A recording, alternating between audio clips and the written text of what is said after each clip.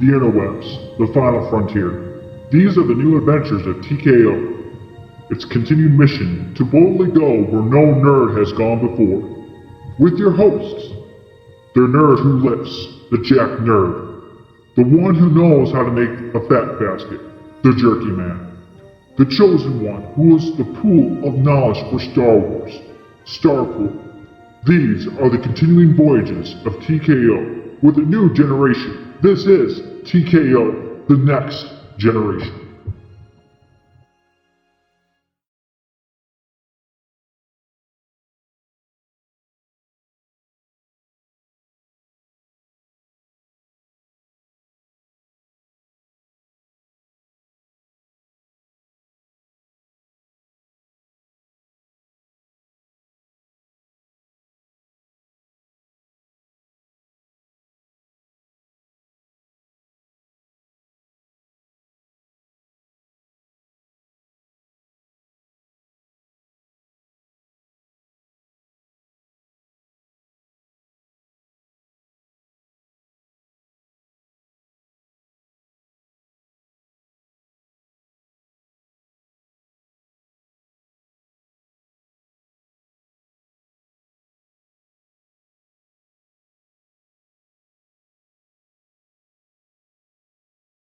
Could you say that one more time, JC? I need a mic check.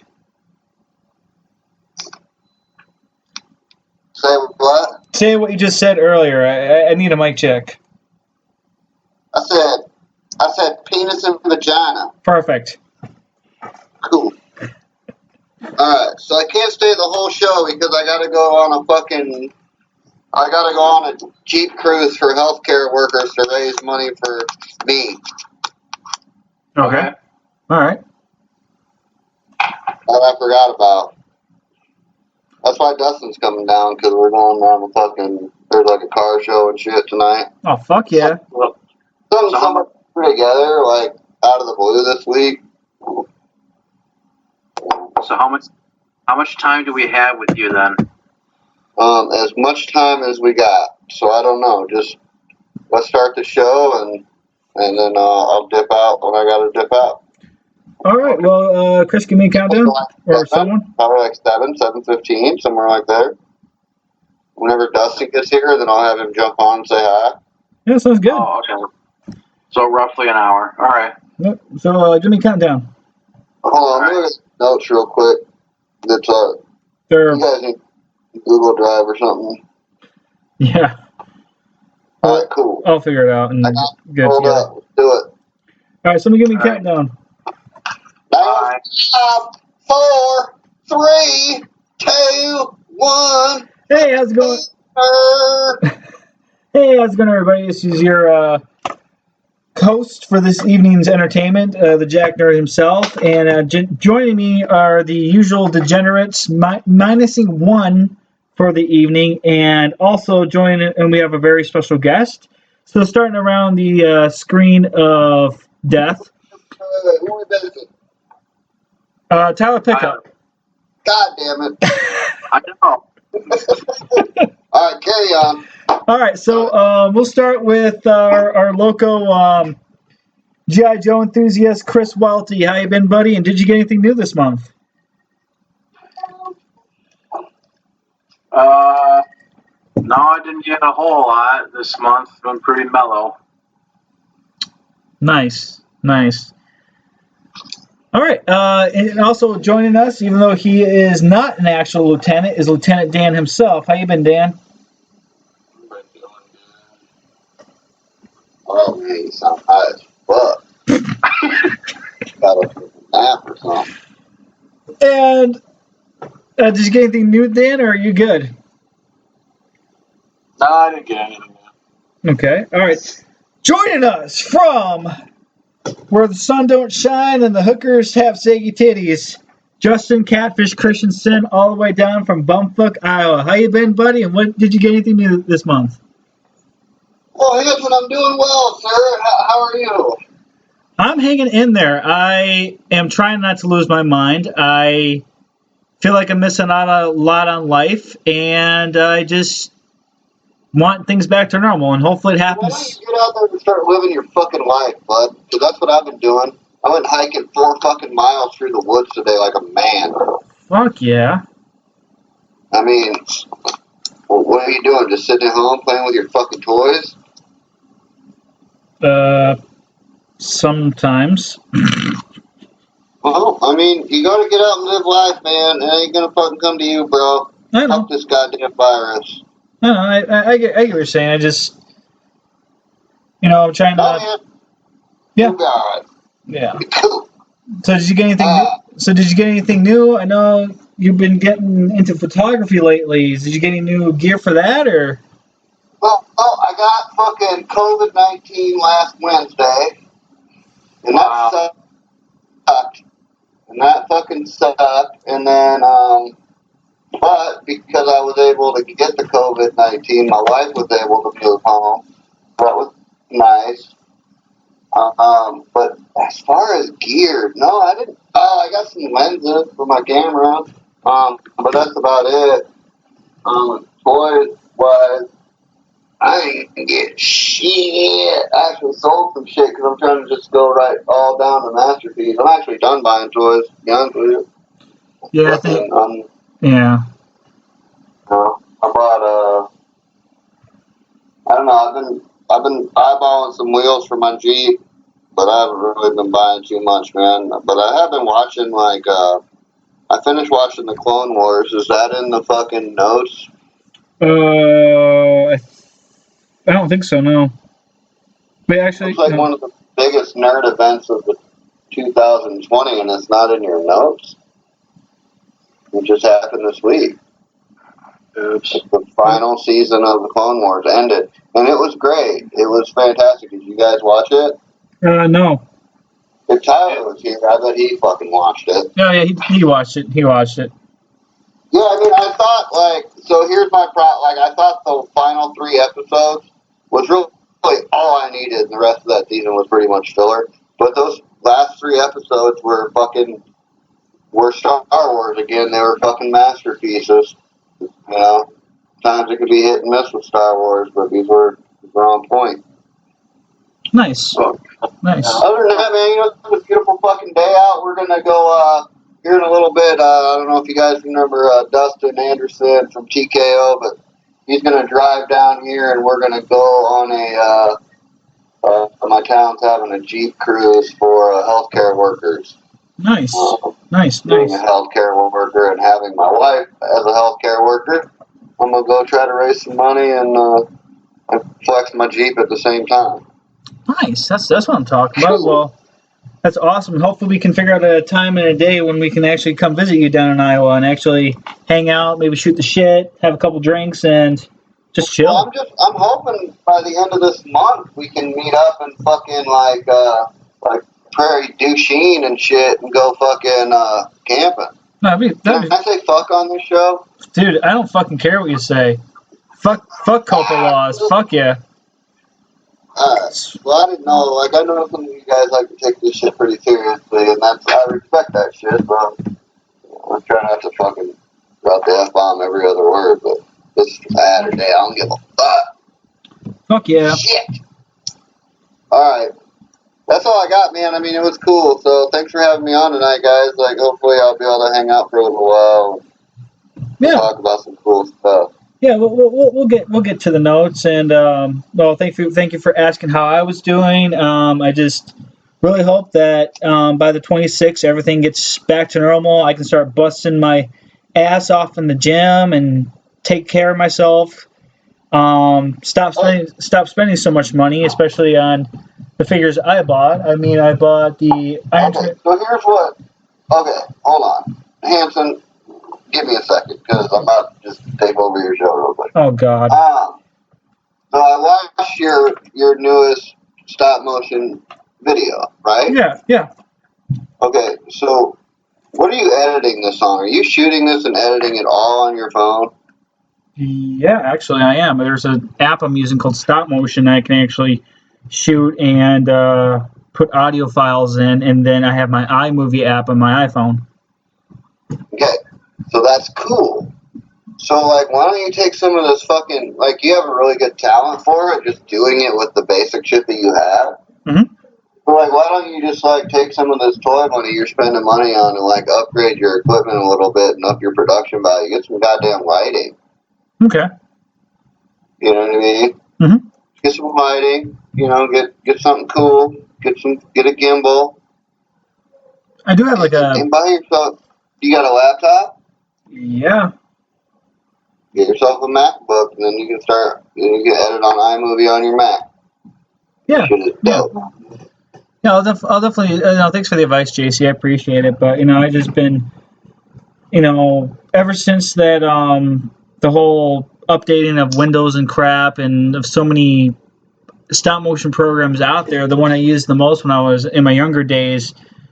Jesus Christ, that just sounds terrible. In my younger days, just made things so much easier and fluid. And I was actually using an actual camera, and nothing with my phone, just an actual legit camera. And I mean, it works. It works, but I do appreciate the advice, though. Well, aren't you rich yet? Like, you should have a job. Like, you should be able to afford like all these cool things. I'm working on that. Right now. I'm almost done with I'm almost done with college, and then I'm gonna, start doing some job hunting during the summer in the automotive field and re-enlist. That's one of my other things I want to do. So, yeah, I mean, enlist again? Yeah, I'm planning on it. Jeez. What? Cool. Like full time? No, just National Guard. Oh yeah, you can do that your whole life and then shit. Might as well. Yeah, I mean. Give you something to do. I mean, I Did you fucking bang that chick from the group home yet? Not yet. Working on it. Alright, man, you can start your show now. Jesus Christ. I had to make you turn red. Is your dad gonna come in and whoop your ass during the show? Damn it. Oh, Jesus Christ. Mr. Hanson!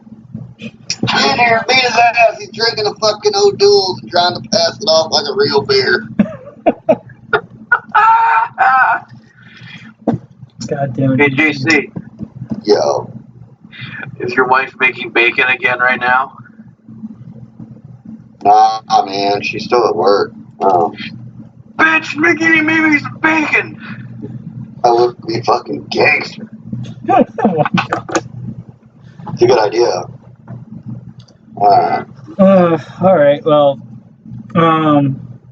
so just to get back on track, I got a couple things this month. Nothing. I got the Iron Trance Starblade, which is pretty cool, and Tyler Pickup has joined the call. Hi. Sorry, motherfucker. You're good, buddy. You're good. So we're just talking about what we got this month. I'm just finishing up Milo's segment, and then we can talk about what you got, and then we'll get going and see how you've been doing, and we'll get through the news. But how you been though, Tyler? Screw me, fuck me. Just Tyler, what did you get? What did you get, and how you doing, buddy? Thanks for just letting me go ahead. Pretty up and down, to be honest. Because well, I've been talking to a really cool girl lately, and I won't really say much because while I'm sitting in my room trying to tidy up while we're doing the show and everything, I just don't want to, just all I'll say is I can't see the girl I'm talking to, but I do have a plan around that, and it's technically not disobeying, I don't want to say orders, but let's just call them orders, and, I'm just going to say it. My dad said that he would go take me to see her, and she and I just need to kind of figure out a time and place and day, really. And as far as what I got another Rocket Booster R2-D2 kit to paint up into one of the paint jobs of this Harley Quinn Astromech droid I came up with called H2Q5. I won't get into the backstory of her until I get her done and show her off. But basically, I got that kit for her, and then I got the Bandai R2Q5 model kit, and honestly, dude, that thing is awesome in all black with the orangey copper panels. I'm kind of tempted to get another one to make a version 3 of my R2 unit, but I'm probably not going to do that because yikes. But, I mean, if you saw SP, you wouldn't see what I mean. But, and I also got my brother a Shadow Stormtrooper model kit from Bandai. So, other than that, I can't really think of what else I got. So, I think that's it. Nice. Well, so JC had some very choice things to say about the Clone Wars. So, JC, you want to say anything about the Clone Wars that is not gonna get anyone all salty? I thought the last 3 episodes of that whole season was all that anybody needed. The rest of it was garbage filler episodes of fucking lesbian liquors from fucking outer space. Okay. Okay, I'll accept that because, see, the whole thing with Rafa and Trace. I even watch them, dude. I don't even know their names. I didn't even watch the shit. I just fucking fast forward to the last 3 episodes that were relevant. No, what I'm trying to say is, I honestly get that. Like, not a lot of people like that story arc. I only really liked that story arc because Ahsoka really showed what the Jedi are supposed to be like, whereas, you know, you see the Jedi and you're like, oh, cool, Jedi. They have laser swords and they can move stuff with their mind, but there's more to it than just that. Like, they're supposed to help people instead of being like, well, They're not all supposed to be pieces of shit. No. You know what I mean? Like, that's what it is. Like, you gotta think about it, man. The Jedi, like, you know, like at their peak, like, even Yoda, like, he was kind of a piece of shit. You know what I mean? Yeah, it kind of was. I mean, because they're all like, well, sorry this happened, but don't worry, the Force will be with you. Like that. Yeah, now, one of those motherfuckers stood up in front of the Congress and said, what the fuck are we going to war for? I mean, they're going over like 4 or 5 planets that are separating themselves from the fucking... I think of that. You know what I mean? I can't believe I'm like, your big brain on that. Why did anyone say that? I think Qui-Gon would have been on top of it. He'd have been like, nah, this is pointless. Like, let those guys secede and have their own Galactic Federation. Who cares? You know, why even play into the fucking hands of, you know, the 7 or 8 systems that are trying to secede from the rest of the Republic? I mean, it's just like if, you know, like if for instance, Texas, they wanted to declare independence, get the fuck go for it, homie. Shit, I'm gonna hike up your food costs, though. Goddamn. You ain't get no pork from Iowa unless you're paying double. Don't come to my Popeyes.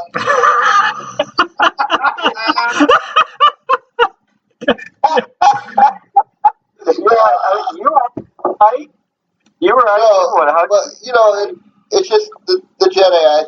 The Jedi, I think they could have done a better job. But you know, overall, like if they had done a better job, obviously there wouldn't be a story to tell. So I mean, that's all those mistakes, all those arcs, and all those different things that happen that some people like and some don't wouldn't happen, and we wouldn't have a fucking story, you know. So it would be a Star Wars. I mean, JC, if you knew me, you would know that I love droids like R2 units, battle droids, all that kind of stuff. Dude, I know. I look at your work. It's fucking cool as shit, man. You do a great job. Thank you. But yeah, I was just gonna say, like, some of the story arcs, like the D Squad story arcs, one of my favorites and that kind of thing. But I totally get what you're saying. If Yoda or Mace or someone from the Jedi Council would have said, "What is war? Why can't we just talk this out peacefully?" Because I mean, that's kind of the point of being a Jedi. You're being a peacekeeper. So, with that being said, they probably could have worked something out. Anakin probably wouldn't have turned to Darth Vader. Maybe Obi-Wan would have helped him and Padme with Luke and Leia. And none of this Darth Vader Empire stuff would have happened.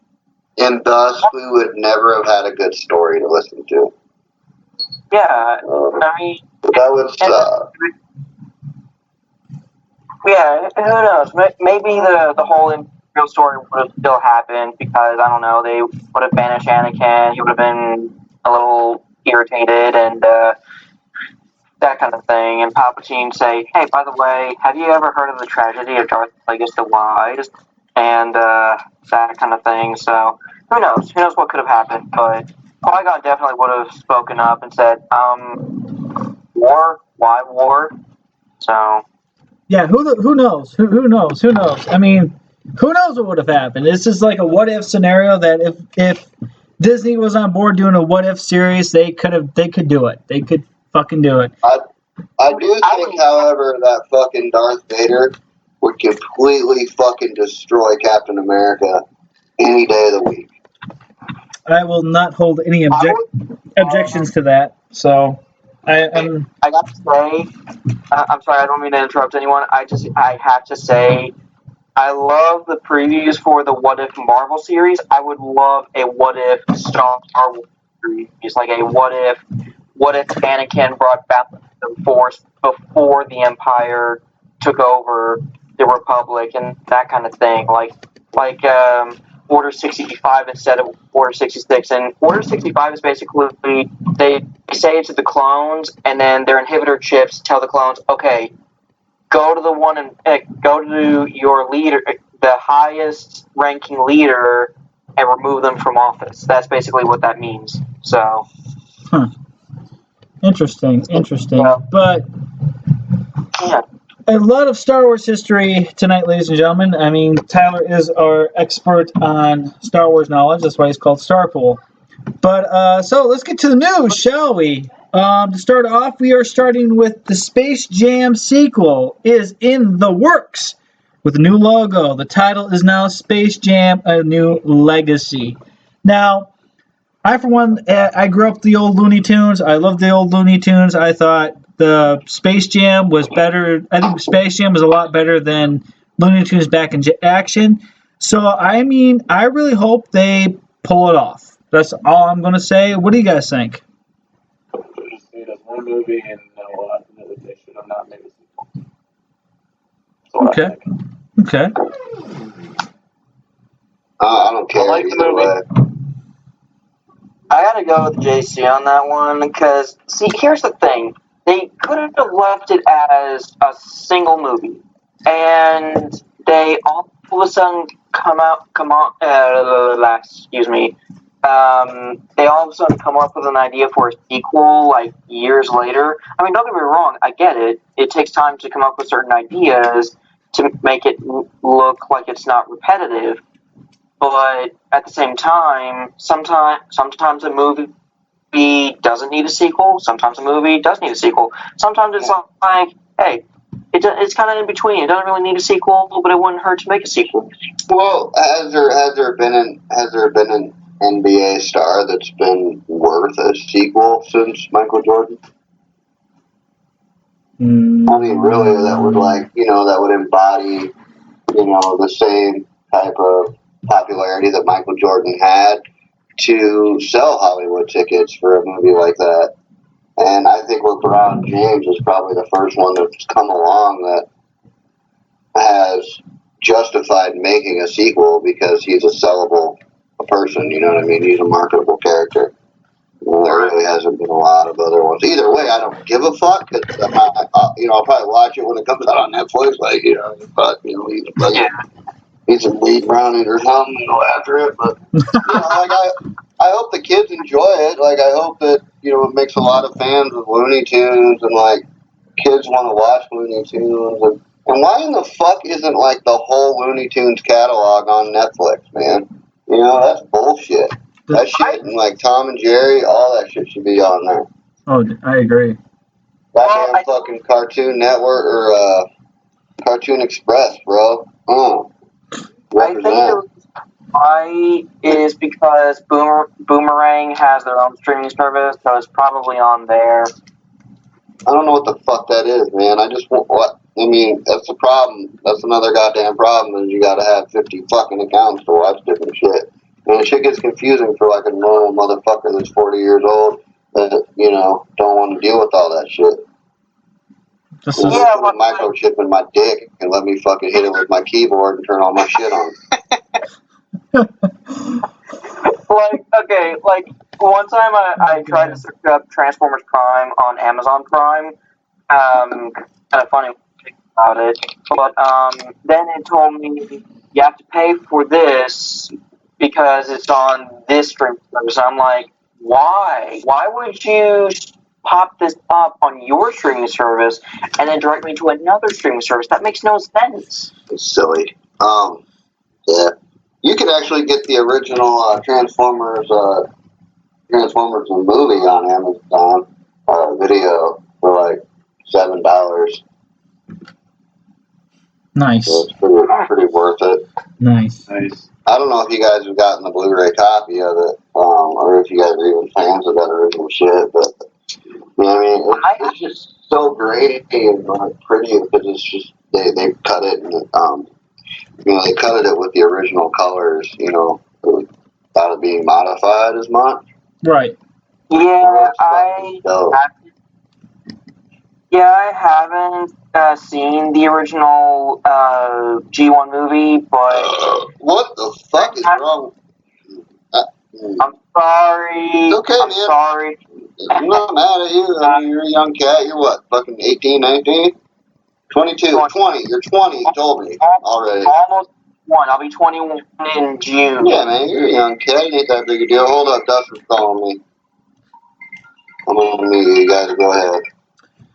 Okay. Well, next on the news is the due to COVID-19, the Comic-Con for 2020 in San Diego has been canceled, and refund policy and so on and so forth. Apparently, according to recent news, there's talks that they're going to make the show live on like YouTube or some shit like that. That's one of the recent rumors I've heard on the interwebs. Hey, Dustin's here. I got to bounce. So, can I be on next month, or do you guys want to like reschedule? We'll have you on next month. Yeah, we can have you back on. You don't have another. You guys want to try to do like next month, man? We should do a live show from a motherfucking campground somewhere. All right. Like everybody like having a circle jerk and shit with fucking camera on, just come on in, everybody else. Jesus Christ. Yeah. All right. We'll fry some chicken. We'll fry some chicken on a campfire, bullshit. Bullshit. Alright, hey, I'm sorry, guys. I will get at you, though, next month, and my bad on fucking forgetting. You don't send me enough reminders, though. I'm half done. It's all right. It's all good, I need dude. more reminders. Text me during the day and shit. All right. I know you got my number for Welpsy. Yep. Alright, later, guys. All right, later, man. Bye. All right, bye. All right, Hanson. Yeah. All right, I gotta squeeze something in here about Space Jam. So, I think everyone has made a good point about Space Jam. I think it is a movie that it could go both ways. It doesn't need a sequel, and then maybe we could try to do a sequel and just see what that's like. But I'm starting to think more and more that it could be one of those movies where it's just sort of a rehash of the first one, just updated a bit. Because I do think Space Jam was better than Looney Tunes Back in Action. Yeah, I completely agree. Yeah. It was like, okay, I give him an effort for trying to keep Looney Tunes going at the time, but it was like, it's still not as epic as Space Jam. Space Jam, I think Space Jam, A New Legacy, I think if it's done right, where it's just as good or maybe a little bit better than the first one, then okay. You know, it's also like, you gotta wait to see how it comes out and be the judge for yourself when you leave the movie theater. Because, But see, I'm trying to think. See, if they do that, I think the movie set a pretty high bar back then. It definitely This is did, definitely a 90s movie. They set the bar pretty high. So it's like trying to go higher than someone else. I mean, it's going to be hard on their part, I think, because, like I said, Space Jam is a classic, and it's a movie that doesn't necessarily need a sequel. But if they want to keep the Looney Tunes brand alive, especially in this day and age, I could see it. But then again, there are so many Looney Tunes cartoons out there anyway that people, even in this day and age, would rather watch than some of the new crap on TV. Yeah. I mean, hell, there's times when it's on the Looney Tunes, Tom and Jerry. I just put it on, and my niece and nephew just sitting watching it. Because there's so much more animated shows and films now than there were 40 or 50 years ago. Because, you know, 40 or 50 or even 60 years ago, it was either Disney or Looney Tunes, and that was it. And now you have so many other animated films and shows, so many different animation studios.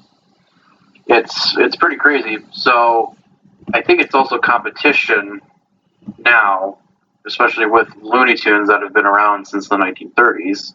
And I think you raised a good point. They are trying to, keep Looney Tunes franchise alive and going, especially with Space Jam, because I think that's what Space Jam did. That was one of their goals, was to revitalize it back in the 90s, and they did that. They tried doing it with Looney Tunes Back in Action. Didn't quite work because it bombed at the box office, unfortunately, and they lost a shitload of money.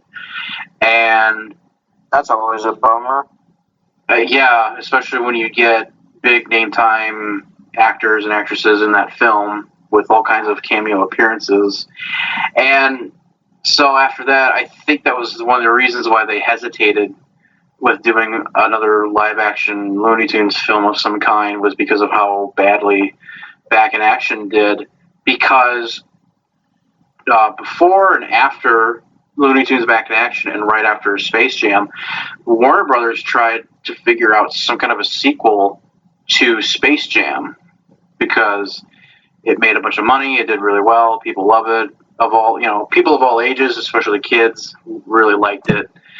So every time they tried to write a script for something, it just did not hold water to it. It wasn't as good as Space Jam.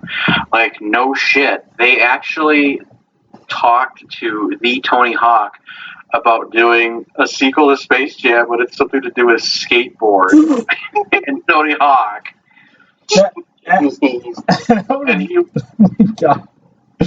And Tony Hawk was like, no, this isn't gonna work. That's not me. Sorry. They tried doing something with like mini golf and a bunch of other sports, and no matter what they tried to think of in terms of a story or a script, it just didn't work. So, and I think they're also doing it now for people with nostalgia. Nostalgic taste. Like, yeah, I can see that. I'm sorry if I cut you off, Chris, but yeah, I can see the whole nostalgic thing. I mean, they did that with Ready Player One with all the nostalgic references they had in that movie and stuff like that. I think a lot of people nowadays are trying to thrive on the heydays of the 80s, the Looney Tunes, for example, anything pop culture related, so they can have that nostalgia because of everything in this day and age that's fucking going off the rocker, pretty much. Right. Honestly, I freaking love Ready Player One. It's like one of the best movies I've ever seen. Yeah, it is pretty good. And then, so I want to finish up Looney Tunes, A New Legacy. I want to wait and see how it does, and then I'll give my final opinion on it. But I just want to say, I think the best thing that happened with Space Jam was the creation of Lola Bunny. Oh, damn right. Whew. Because he was like this whole new character, and everyone is almost like, whoa, she's a girl. And she's But hot. I think that was so cool that, like, they basically were trying to give Bugs Bunny a fuck tease. Jesus Christ. And I've seen people cosplay as Lola Bunny, and there's some really good chicks out there. Oh, damn right. Yeah, I completely agree. So, I'm not down in that at all, honestly. and then moving on to the Comic-Con 2020 COVID cancellation, I can understand it because if you guys have seen footage of what it's like inside San Diego Comic-Con, you know it's fucking cramped. So yeah, that would be like just walking into a wall of pure COVID. And pure smelly fucking nerds too. Oh, God, that's so nasty. Remember when we went to DairyCon, Chris? How many fucking of the smell? It's like, yeah, DairyCon was great, but do you ever pick up the smell in the Cow Palace? I've only out of the times I've gone to, DairyCon, I picked up that smell a couple of times, but I think I only picked up some nasty BO body odor smell of some kind just once at Comic-Con in Madison, just once. Oh, Other than that, it's never really been an issue, but from what people have said about BotCon and TFCon, I believe it. actually, when I was at TFCon, it wasn't really that bad. Honestly, it was surprisingly shocking that it wasn't that smelly. But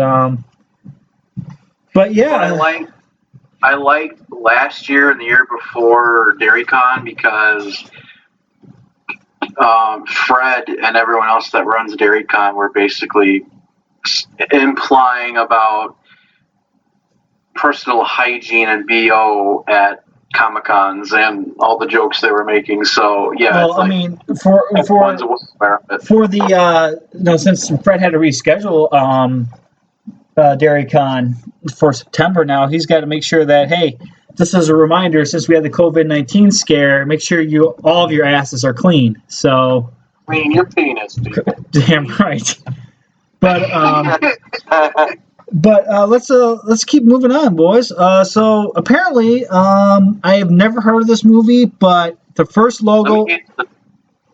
Let me handle this one so I can explain. Okay. All right, go ahead, man. It's your you got the wheel. Okay. So, whether you've heard of it or not, there is a story called DUNE, and it was basically like a series of novels in the 60s and early 70s, and it was basically like Game of Thrones, but in space. You know, it was like the Star Wars before Star Wars came out, in a way. So, it's like one of the most popular science fiction stories of all time. And DUNE, the first film, came out in 1984 from Universal Studios. It did kind of okay, but not the greatest, until it gained like a pop culture following. And then there was like early 2000s, there was a miniseries, and now Warner Brothers got the rights to remake it.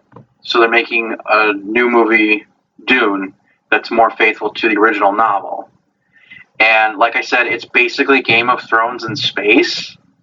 And it's basically about all these power-hungry families that rule their own planets, like a kingdom. Mm-hmm.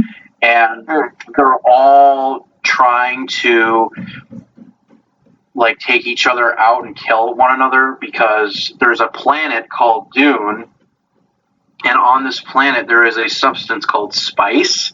It's like a narcotic, but what it does is it makes you live longer, and it enhances your senses.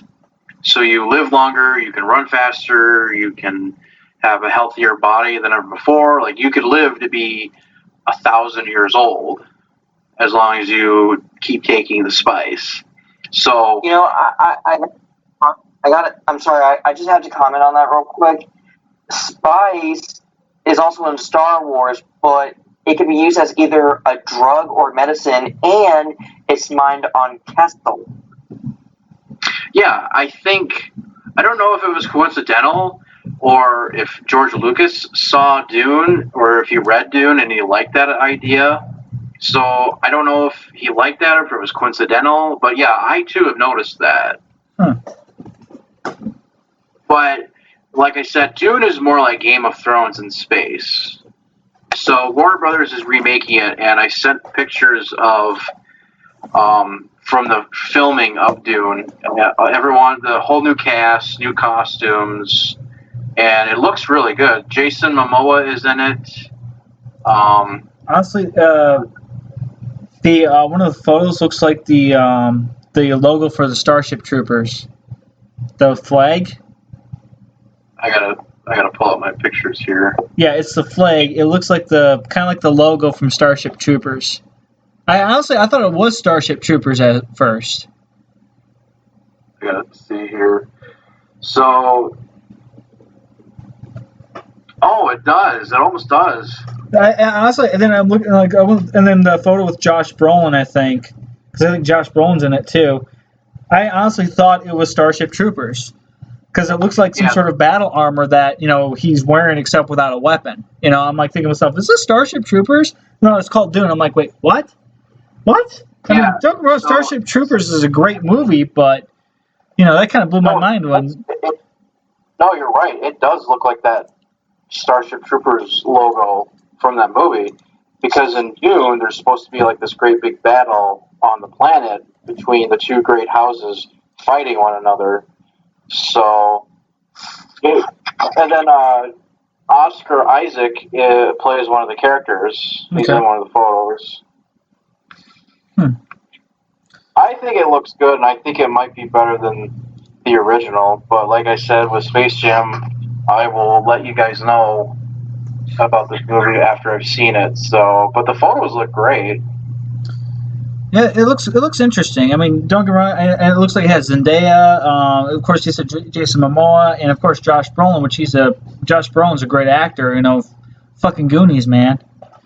But anyways, moving right along with the news, we have some third-party news. Company known as Devil Saviour, formerly known as Bombusbee, has shared a prototype image of DS-03 Compressor, aka Revenge of the Fallen Overlord. This mold is part of the Devil Saviour's Troublemaker, a complete set of 7 Revenge of the Fallen Constructicons that combined into Devastator, a very interesting alternative over the ongoing studio series. Devil Saviour's take on Overlord brings us a very original robot mode, slightly based on the unused Constructicon concept art samples. Different from Studio Series Overlord, the robot looks bulky and menacing with a very movie-accurate alt mode. The finish includes weathering and dust effects all over the figure. DS-03 Compressor is expected to be for pre-order by June 2020. Alright, let me go back to the photos and look at this guy real quick. I think it looks badass. I want one. Honestly, some of these third-party companies are destroying Hasbro when it comes to some of these movie figures.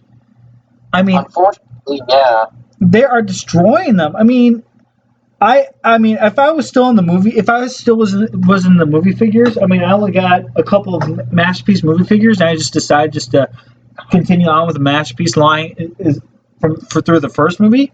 But if I was still into the movie figures, I would definitely consider of getting these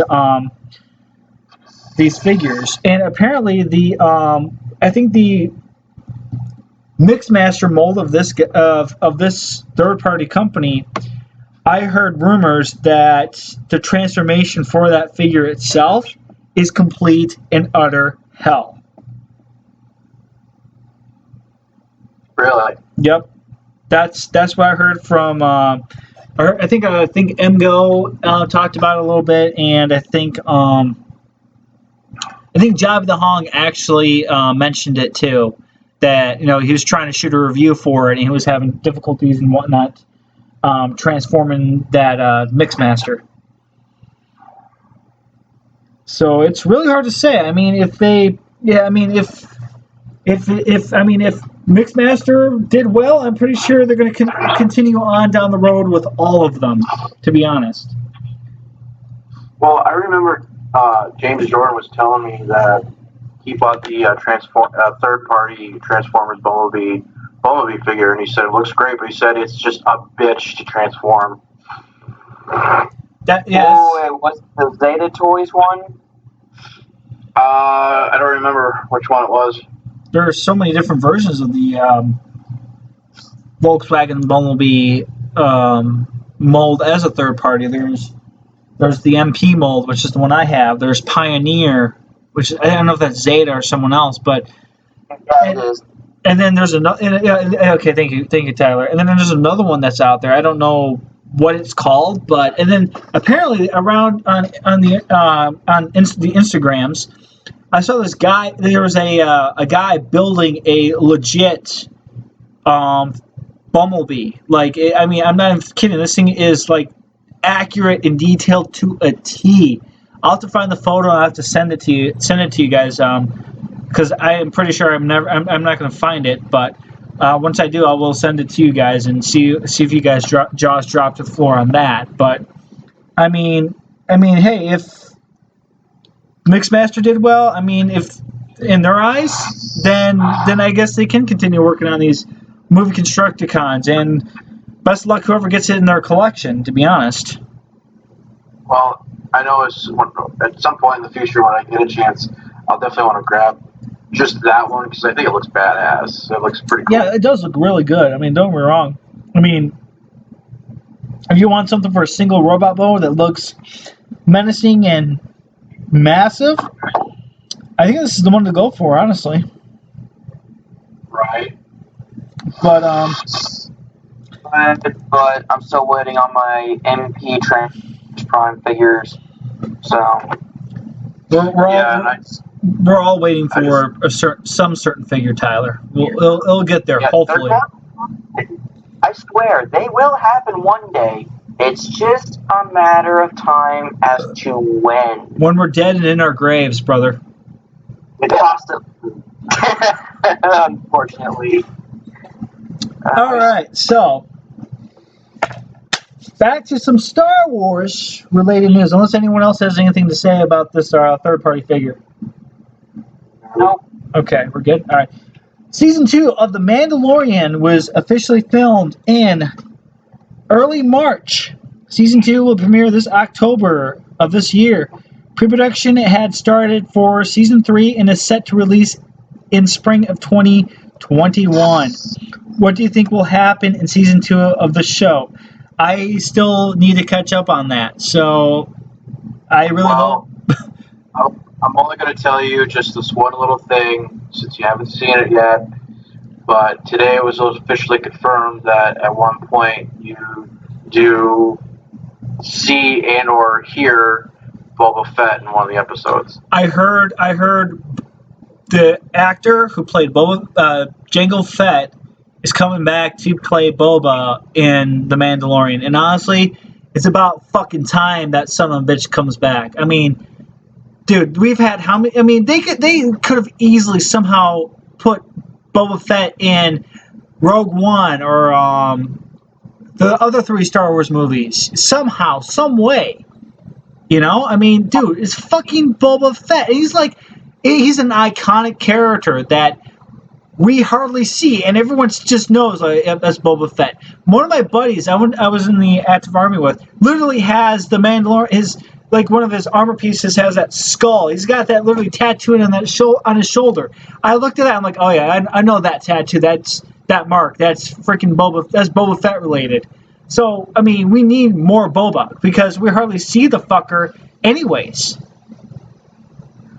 Yeah, I do have to comment on that. You do see him in the Clone Wars. Like you see him trying to kill Mace Windu mostly. There was that story arc, and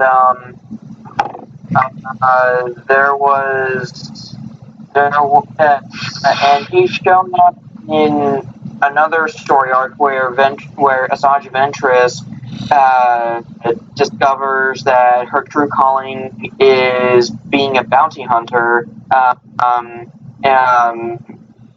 And I can't remember if that was in season 4 or 5. I think that was 4.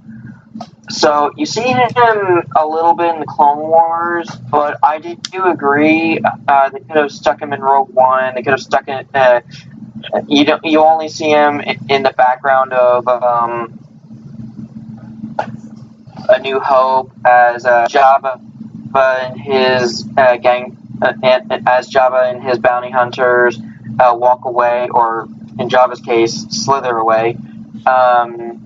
And he only had one,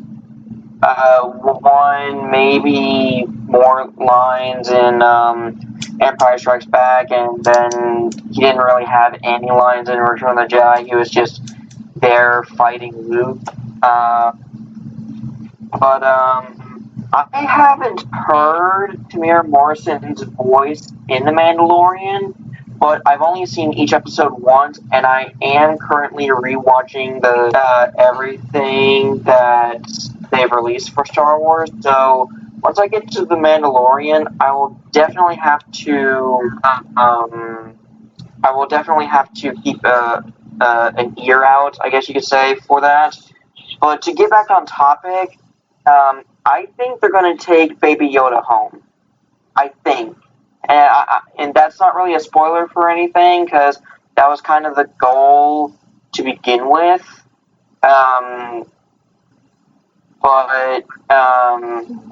After Mando changed his mind and everything like that, but yeah, I think they're going to take Baby Yoda home. Yeah, I think you're right. At some point, it's like, okay, it's not all about Baby Yoda. This is about Mando. This is about the Mandalorian. This isn't Baby Yoda happy hour show. This isn't the Baby Yoda. There's going to be a baby Jar Jar Binks. Oh God! Ew. Kill me now and Baby Gungan. don't bring me back. If you guys, What's hiding me? Misa being your best pal. it's like, just pull your gun out and put it out of its misery quick. Oh my God! Oh Jesus Christ! Why do you be so mean to Misa? Because, if you guys got to remember, the reason why Mandalorian or Mando keeps him is, part of it is to kind of redeem himself, because he sees Baby Yoda as himself, because Mando is almost like the only one left of his kind. So it's kind of like a mirror type of deal. Like, he sees himself in a way. Yeah. So I think at some point, maybe towards the end of season 2 or halfway through it, he'll finally find a home for Baby Yoda and move on. Because the whole point, I think, is a redeeming factor in the storyline. And I'm trying to think what else. But I'm definitely looking forward to the season 2 of Mandalorian. I think it'll be just as good as the first season. So, and trying to think what else was I going to say about Mandalorian. But yeah, so they got done filming it not that long ago, and they're starting to work on season 3. Nice. So at some point, I want to get some the Mandalorian action figures too, because those look great. Honestly, and I got to kind of comment on that real quick. So Medicom Toy, they have the Mayfex line where they do their own 6-inch scaled action figures, or 1/12 scale for those 1-to-1, 1 to whatever scale. You know what I mean. Anyway, so basically, a lot of people thought that they just lost the Star Wars license. Apparently, they've been sitting on it, because because they recently revealed their Beskar Mandalorian figure that comes with a little baby Yoda statue, and I'm like, that a toy? Are you freaking kidding me? After Bandai and Smashi put up their Beskar Mandalorian and the child figures, like, why did you wait this freaking long?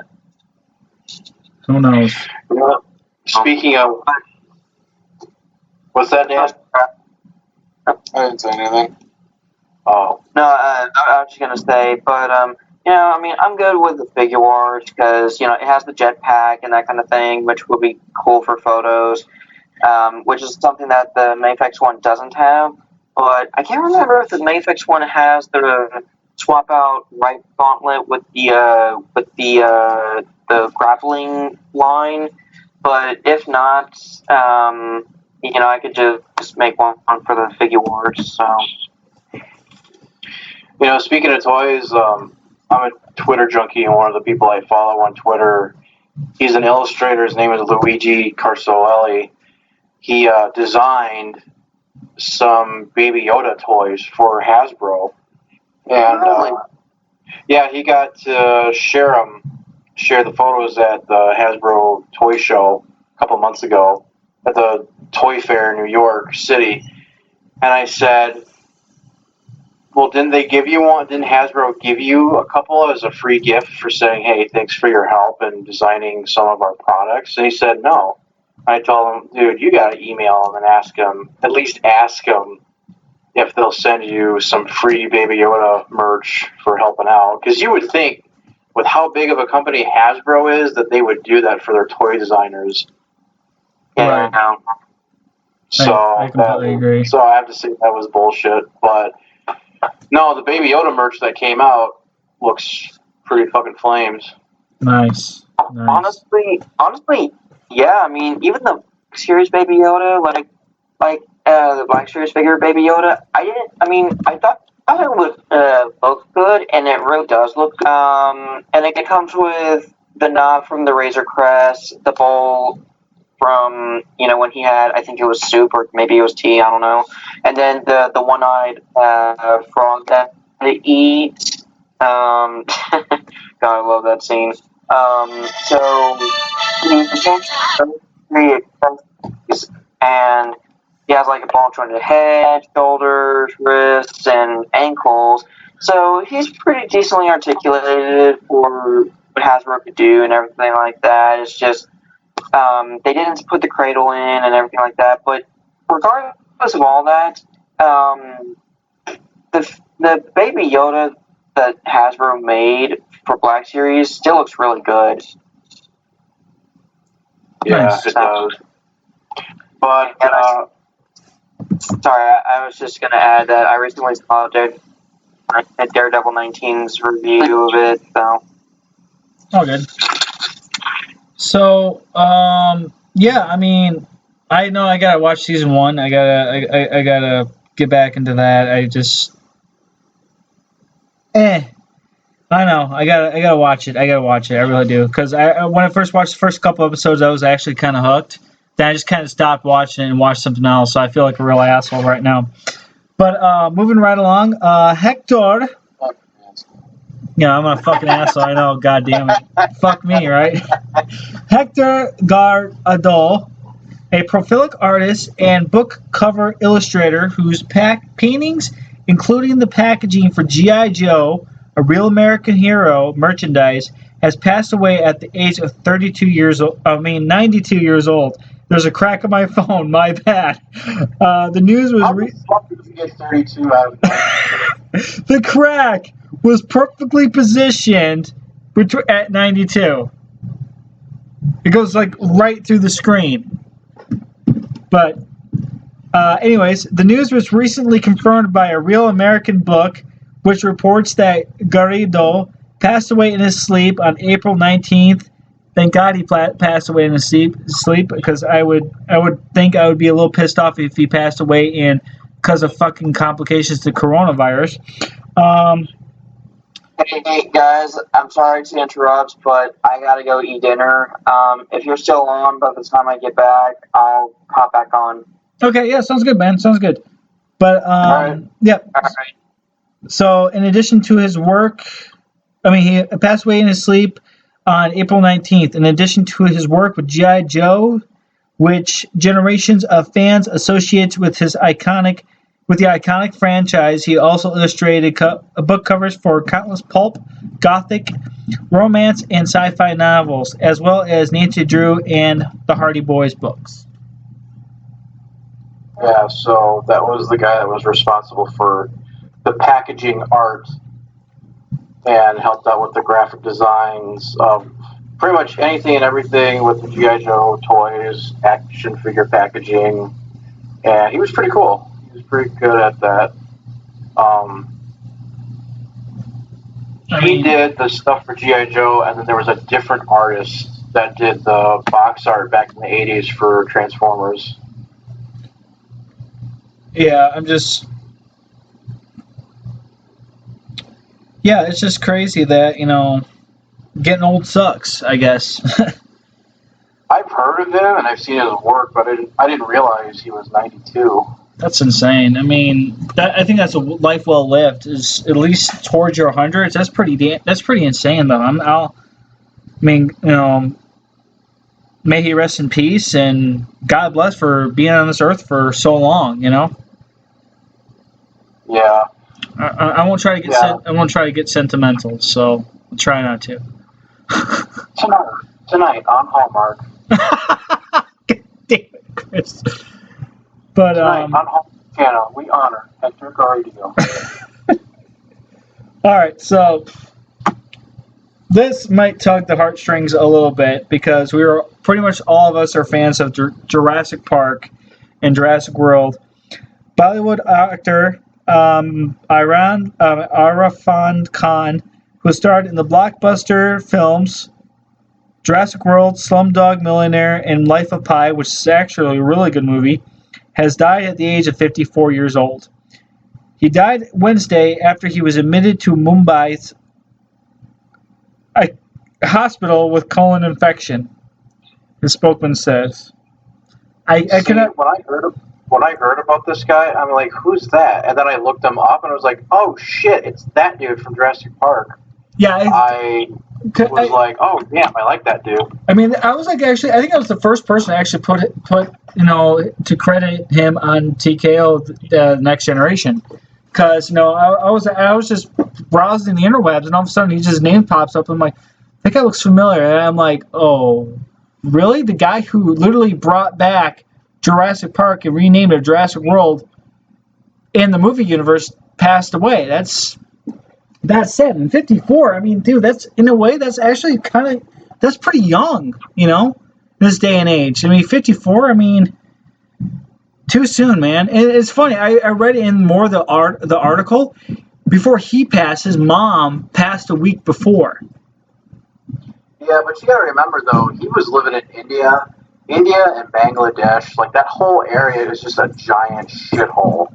So it wouldn't surprise me that he got some kind of an infection from just how fucking nasty the streets in those cities and towns in India are.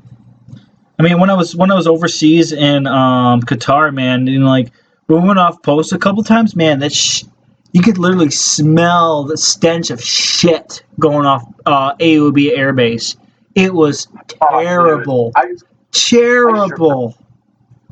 I just remembered something. I gotta tell you guys this story. No shit. This actually, no pun intended. Well, okay, no shit. This actually happened to me. So, this was back in 2013. My mom and I, we were on a trip to Disney World, and we were at Epcot, and you know how in Epcot, each section is a different country. So, we go to the Morocco section, and they make it look like you're in Morocco or somewhere in the Middle East, and we were in line to have a meet and greet photo shoot type of thing with Aladdin and Jasmine. Mm-hmm. That was fun. Well, there was a line, okay? So part of the line, it went out into this kind of outside alleyway. Mm-hmm. It looks like the street of Morocco or whatever. So we're standing in line, and then I kid you guys not, what my mom and I saw was And they look like they were probably from some other Middle Eastern or some country near India, somewhere around there. You know, I'm just spitballing. Well, apparently their little girl, who was like a toddler, couldn't wait to go to the bathroom. And you could clearly see them, like their little girl, like actually pissed and shit behind a potted set of plants. Right out in the park in front of everybody. Are you kidding me? That is I'm not kidding. disgusting and unprofessional. And on top of that, you know, think of how embarrassed you would be. Like, oh yeah, your daughter is literally taking a shit in front of like how many people? I would rather crap and shit my own pants, which I have done, and not give a rat's ass, because I would rather be covered in shit than have my ass hanging around while shit's flying out of my ass on a well-known establishment. Like, dude, I want as many people with cameras watching. Oh my god, that would be like a million. Sorry, Chris, that'd be like 1 billion views on YouTube. I'll tell you that much. Go ahead, Chris. I'm sorry, bud. I kid you not. Here's what happened next.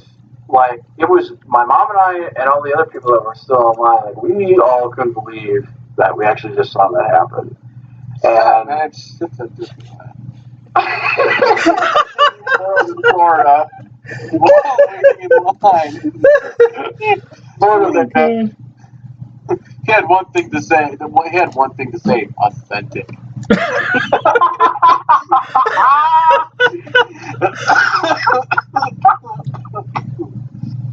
Yeah, it was pretty authentic, all right. Because my mom and I, we just looked at each other. We were like, "Did that seriously just like fucking happen right now?" And like, no more than a couple minutes after this mom and dad and their little toddler girl, I remember seeing the dad like holding a diaper in a bag, and I'm like, okay, yeah, your daughter or whatever shit in that, okay. And they were walking away, and then a couple minutes later, I swear, I saw like 4 Disney World employees following them with like a security guard.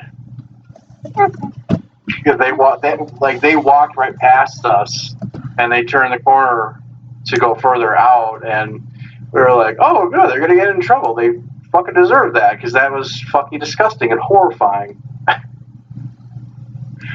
Oh my god, we could not believe that. That was like,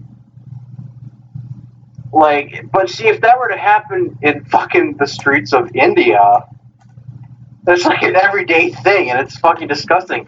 Like, did you guys watch the movie on Netflix, Extraction? I have not yet. Do not give anything away. I was trying to watch it the other day. Do not give anything away, but I won't. It's really good. The only thing I'll say is, like, the streets they filmed it on in India and Bangladesh. Yeah, it's a fucking shithole. Oh my god. Jesus Christ. Like, pigs flew everywhere.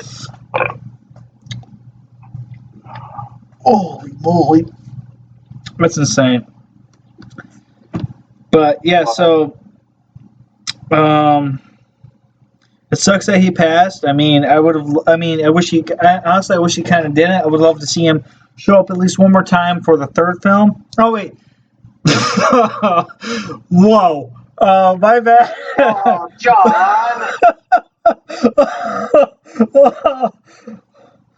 I completely forgot about that. Oh my god. He died in the first. He died in he made a heroic act in Jurassic World, and I completely forgot that he died in Jurassic World. Alright, let me rephrase that. At least somehow they figured out a way how to pay tribute to him in the 3rd Jurassic World film. Right. That's so does it mean you're also asshole of the movie? I'm sorry, I've been drinking. I'm sorry, dude. God, I feel like a fucking asshole right now. Jesus Christ. I'm going straight to hell, and I fucking know it. God damn it. Alright, well, let's change gears here, because we have some Transformers Prime Galvatron news. Fuck yeah. Well, for one, I got X-Transbot Cyclonus hanging out with me right now. Actually, one of my buddies hooked me up with the figure. So this is from, huh? What's that? I see that. That looks pretty nice. It is nice. I haven't transformed it yet, so I'm probably going to fiddle with it a little later. But let's get back on track here. From Transformers Prime, Galvatron. This is a direct quote. Hey there, fans. Hope all is well. Everyone is safe and enjoying their weekend. Just wanted to stop by and share another character design our team has worked on. We've got some more lined up between the next two projects, but we wanted to share some with you now as we did before. Note, this is not the absolute final, as changes can and more than likely be made. And that is the Stinger, right? They've been working on. This is like a Transformers Prime version of Stinger from the Movieverse. And looking at this, I like the shade of red they have. Oh, hell yeah. It makes me want to have a masterpiece Stinger of some kind. Dude, that would be like just looking like this, right? Yeah, because if Oh, you yeah, tell you definitely. what, if Kara or some third-party person does a masterpiece or third-party figure of Stinger, if I like the way it looks, I'll get it when I can. That actually does look really good. I mean, I'm just waiting on their Galvatron movie to come out. That movie's been in that film or show they've been doing has been in production for almost how many years now? I think he's been doing it since, like, I don't know, 2013 or 14? 14, I think. Man, I mean, I really hope that it's done right. And when it releases out there on anywhere, I mean, I hope it's something that people can literally grasp as saying, holy crap, this is the sequel to Transformers Prime in itself that we wanted for so long. And once that vision is completely changed and complete canon in the Transformers universe, people are going to flip for how good the storytelling and the animation in itself it really is. Well, that, and I think I like this guy's style and what he's trying to do, but I think he needs to just focus on this first film, and once that's completely done with, then start working on the next film. So, like, I understand he's doing this with his friends, a labor of love, and from what we've all seen on Facebook and YouTube, it looks like it's going to be really well done, and I'm just looking forward to the day where I get like some Blu-ray or DVD copy of this film in the mail and I watch it at home, and it'll be fucking dope as hell. I completely agree, dude. I completely agree. Because I think it also shows that instead of doing Transformers Robot in the Skies that came out in 2015, I think instead of doing that show, they should have done Transformers Prime Galvatron's Revenge as a sequel series. I think that would have worked better. Oh, damn right. I completely agree. I mean, I saw some of 2015's Robots in Disguise. Honestly, I don't know how to feel about it. I saw the first season, and then I was like, you know what? I'm done. I don't like it. I only like season 1. After that, I just don't care for it. Yeah, I mean, honestly, I get they want Bumblebee to figure out how to be a leader and stuff, but at the same time, part of me feels like they kind of went about it the wrong way. But that's just my opinion. But, anyways, moving right along. Apparently, Nintendo made a face mask for the coronavirus. Yeah, so here you go, Danny. There's a link for it in the notes. That is ridiculous or cool at the same time. I don't know. It's ridiculously cool. Exactly. God damn. Oh my God.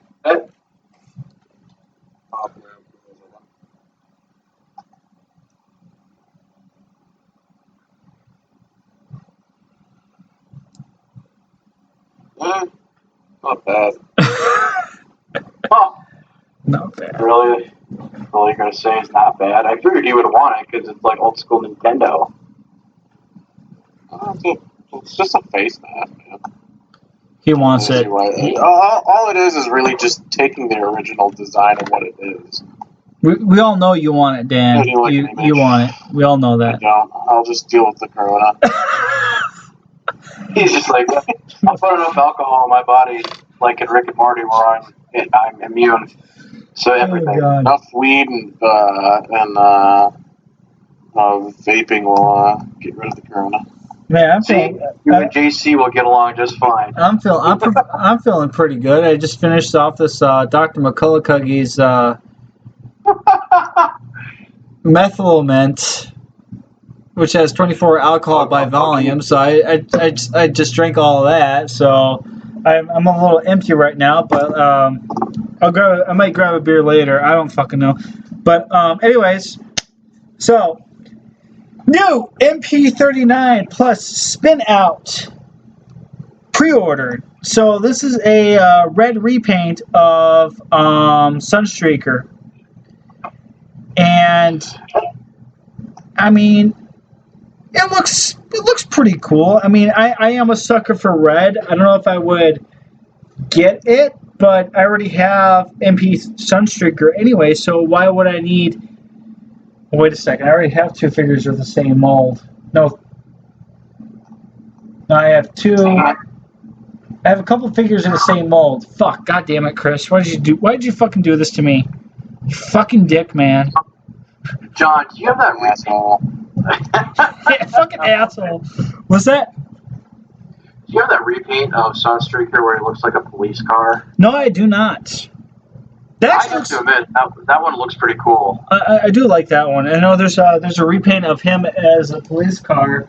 There's also a repaint of Sideswipe of a police car, but his name is called Clamp Down. Oh, yeah, you're right, that's what it is. I mean, the red repaint, it looks nice, but it's not like, oh my god, I have to have this for my collection. I do prefer the clamp down paint scheme where it's like a Lamborghini Countach and a police car at the same time. Like, what's more 80s than that? Like, if I could, I would get that in a heartbeat so I could have it in my collection because it just looks like really unique and different to me. And I like having things that are common in toy lines and collections and something that's like one of a kind or unique. Yeah, this is true. I mean, if I know you've been trying to score yourself a MP Sunstreaker, so maybe a red one might be a good idea to have eventually too, dude. You know, it's up to you. You know, it's.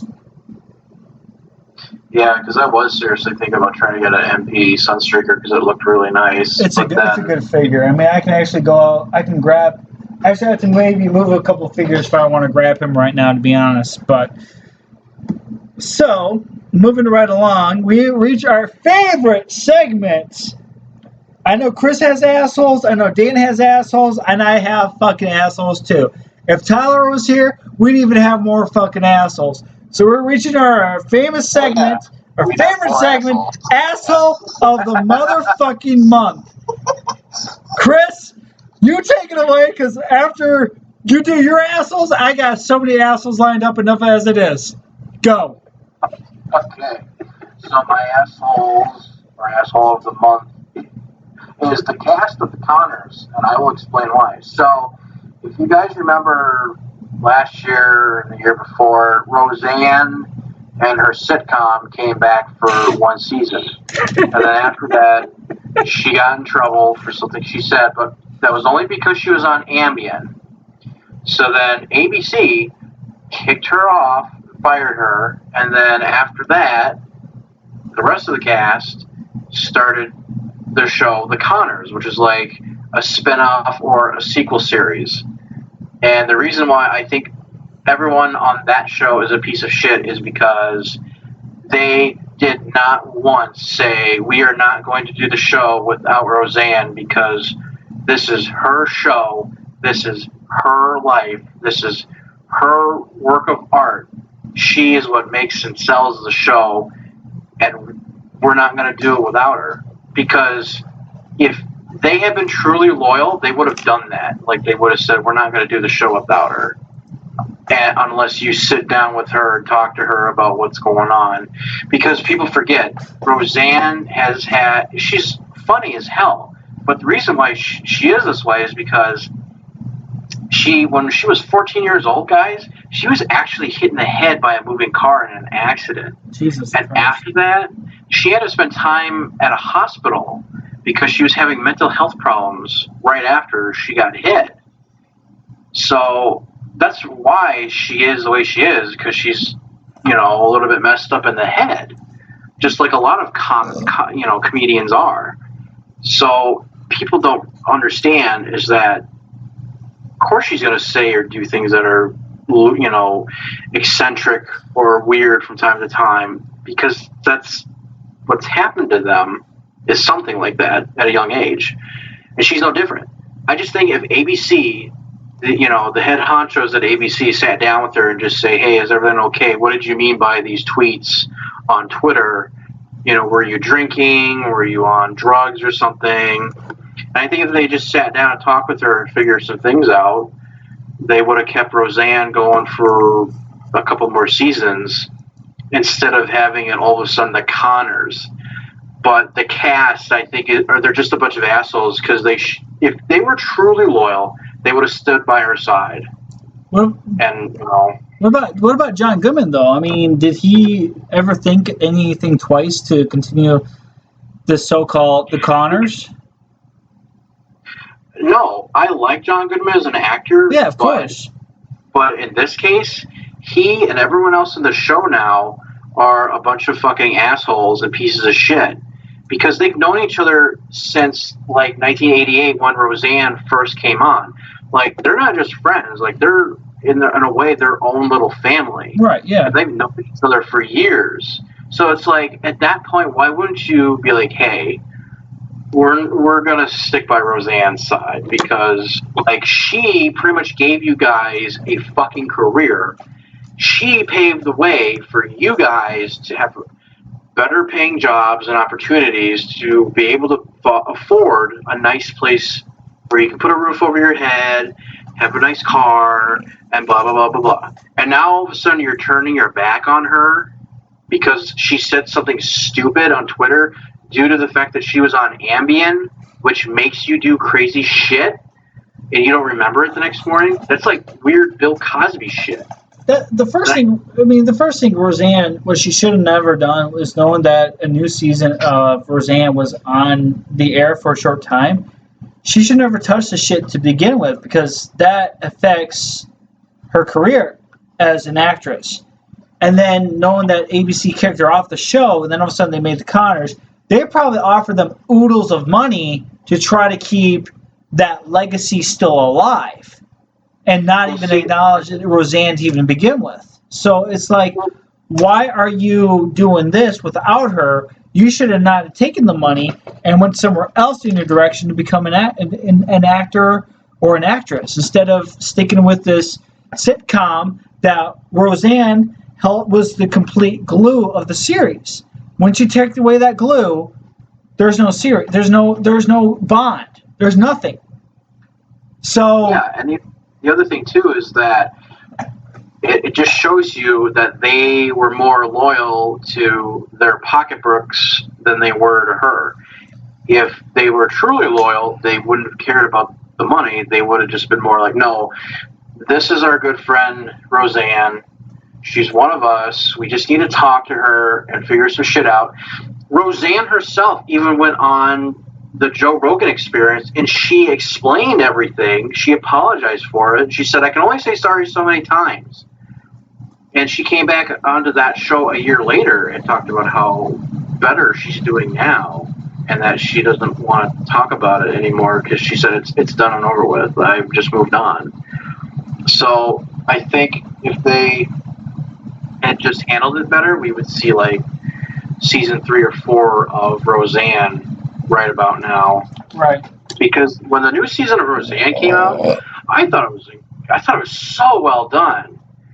Especially the first episode, when Roseanne wakes up and she wakes up John Goodman and she goes, Dan, I thought you were dead. And he goes, why does everyone keep telling me that? Which is because when Roseanne originally ended back in the 90s, it was revealed that Dan, he wasn't alive. Dan actually had a heart attack. Huh.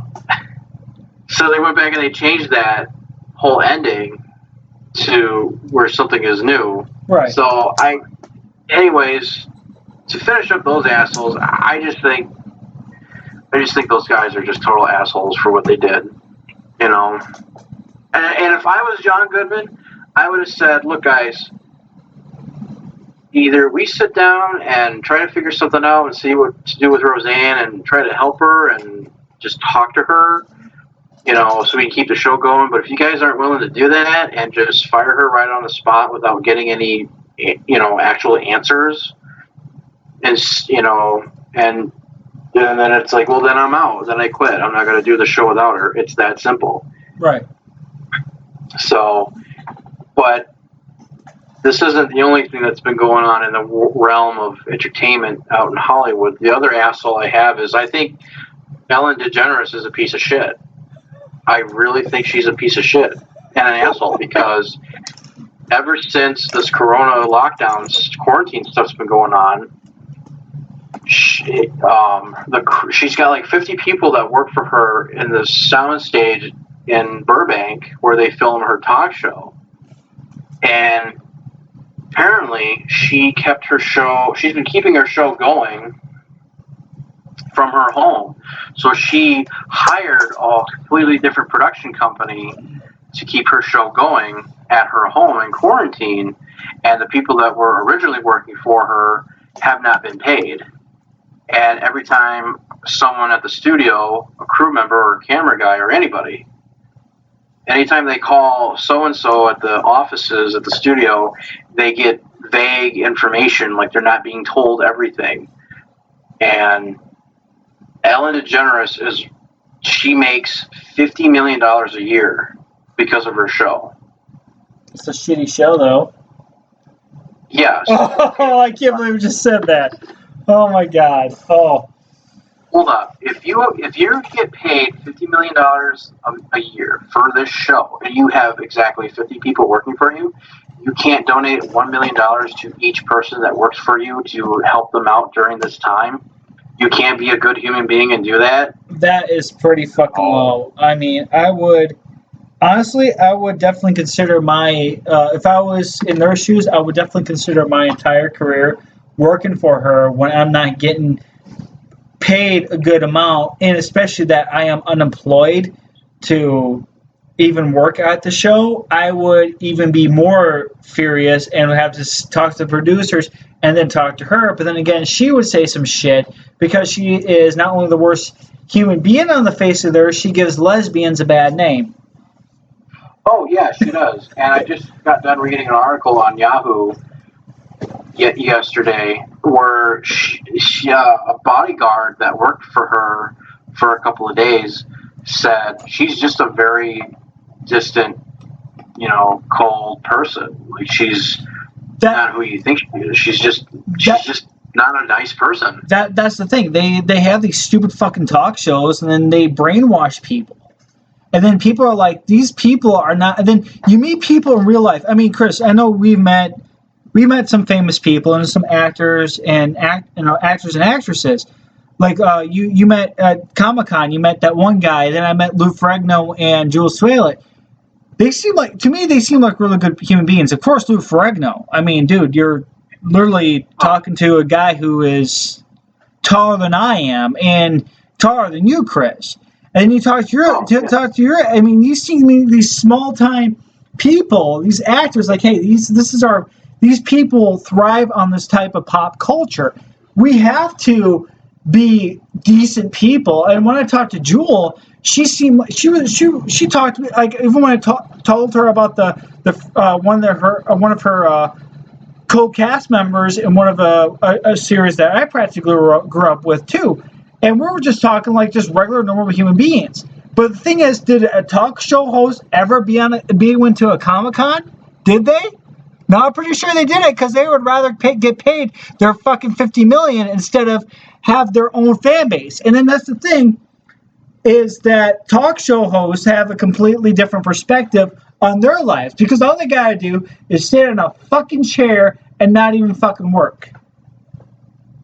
Yeah, I mean, and in that article I read, they even had a picture of Ellen, and you just look at her, and she just looks like, clearly she has all this makeup on her, but it looks more like just someone just smeared silly shitty putty all over her face. It's like, okay, I can still see the wrinkles in your face. It's okay if you don't have to wear makeup. Like, at this point, there's no point in hiding it. Like, okay, we get it. You're a celebrity. Aging is perfectly fine. You can still be a famous celebrity and still get older. You just don't need all the makeup and shit. I'm surprised she hasn't even got plastic surgery.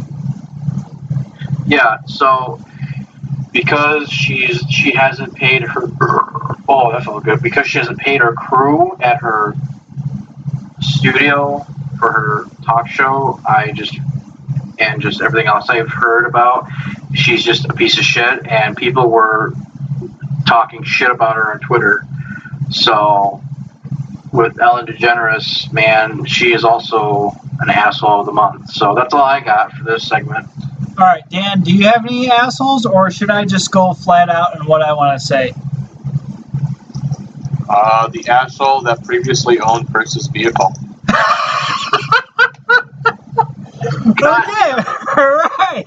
That old bastard had to go and put freaking Phillips screws in a spot that you freaking barely have any room for your fingers where bolts are supposed to go. Oh my god, all right. Like, thank you, now I have to take apart the whole engine just to get to 2 screws. That I did. If I would have knew that and I saw Phillips screws, I would be like, what kind of janky ass fucking mechanic job is this shit? I would have been fucking furious if I found it myself. I would have been like, because of the screws, I'm pretty sure when he freaking goes and takes it to the mechanic, they have to take the whole intake out. Probably. Just because, like, you have no leverage to be able to push down on the screw to be able to untighten it. I mean, you're literally gonna strip the damn thing out, and I didn't want to strip it more, so. Right. So, all right, let me kind of vent here, okay? My first asshole of the month goes to an eBay seller, which I won fair and square a Captain America costume. For one, to that asshole, dude, you are a greedy son of a bitch for lowballing me. Dude, if you wanted to sell it for almost $330, when you do it in the first place, instead of putting up a fucking bid auction, and then I won it fair and square for $150, you dumbass. Fucking cocksucker. Let's see here, number 2. To the people who have a problem, all of a sudden now, with Robert Downey Jr. doing a blackface in Tropic Thunder. Oh, yeah, that's bullshit. Like, fuck all y'all, that is a great movie. I'm sorry, Chris, continue. That was the whole point of that fucking movie is Robert Downey Jr. is playing an actor who's doing the whole method acting thing, and he's taking the method acting thing way too far. That was the whole point of it. Like, he's so into method acting that it's at a point now where it's so stupid, it looks ridiculous. And like most black people that I've heard that have seen that movie, they thought his character was the funniest thing in the whole movie. They thought it was hilarious. Yeah, by the way, most of the people complaining about it are fucking white. What gives you the right to fucking bitch about that? Come on. Yeah, no shit. You're fucking white. Alright, so one more couple assholes I gotta mention. If you cannot tell the difference between a cosplayer and a criminal, you're doing your job wrong. Fuck those Canadian police officers that arrested that poor woman. Fuck them. Burn in hell. May the 4th be motherfucking with you. I don't heard it was an old lady or an old dude that freaking is senile. you know where that happened? That happened in Canada, of all places. Exactly, in fucking Canada. How can you not tell the difference between a cosplayer and a fucking criminal? Seriously, how the fuck does that even happen?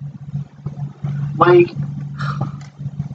I understand with like a prop gun, like if you're gonna have it out in public, it has to have the orange tip. Okay. I don't know if it did have the orange tip or not, but if it did, then it just shows that the cops were really fucking stupid. Looked like it did. But still, it's a fucking stormtrooper dressed on the corner of a block. Of a fucking block. You would think that, okay, that's someone dressed up like a stormtrooper. If I was a cop, I'd pull over the side of the road, walk up to the person dressed, cosplayed in a stormtrooper outfit, hey, let's get a fucking photo. That would be me, Right. you know? That would be me, because I'd be like, hey, and then I would ask questions, did you make that? They're like, yeah, I made it. I'm like, fuck yeah, that's fucking awesome. I would be that fucking guy. But these fucking Canadian cops have to go over the board and be like, oh my god, we gotta stop this person. They are dressed as a stormtrooper. They're carrying around a plastic gun. God, what a... It's Alaska. Who knows what weird shit people do up there? God damn. You know what? Because this happened up north, I bet you anything the guys from South Park are going to put this in a South Park episode. Dude, the day that happens, I will fucking cry my eyes out with complete laughter. Especially when they animate Canadians from in South Park with the heads that just go up and down. That's going to look hilarious. And watch it be... I'm not funny guy. You're an alright. We're looking at a dark gamer. Chris, watch it be Butters dressed up like a stormtrooper.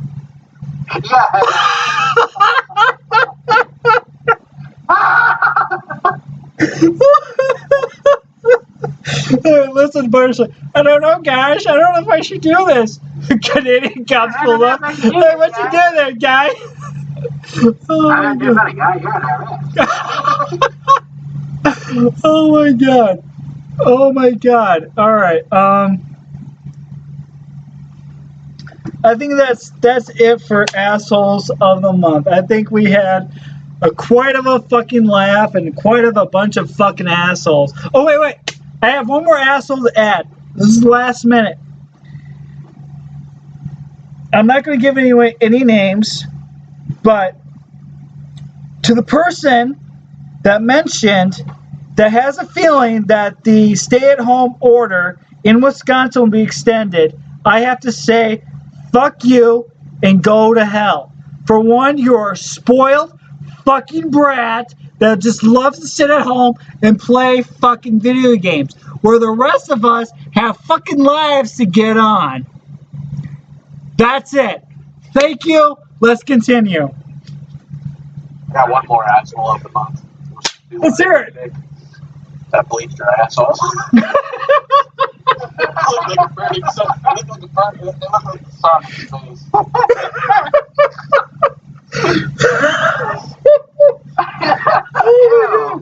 It wasn't a very good bleaching either, you know. It got spot. There's like spotting all over, so it kind of looks like space, you know.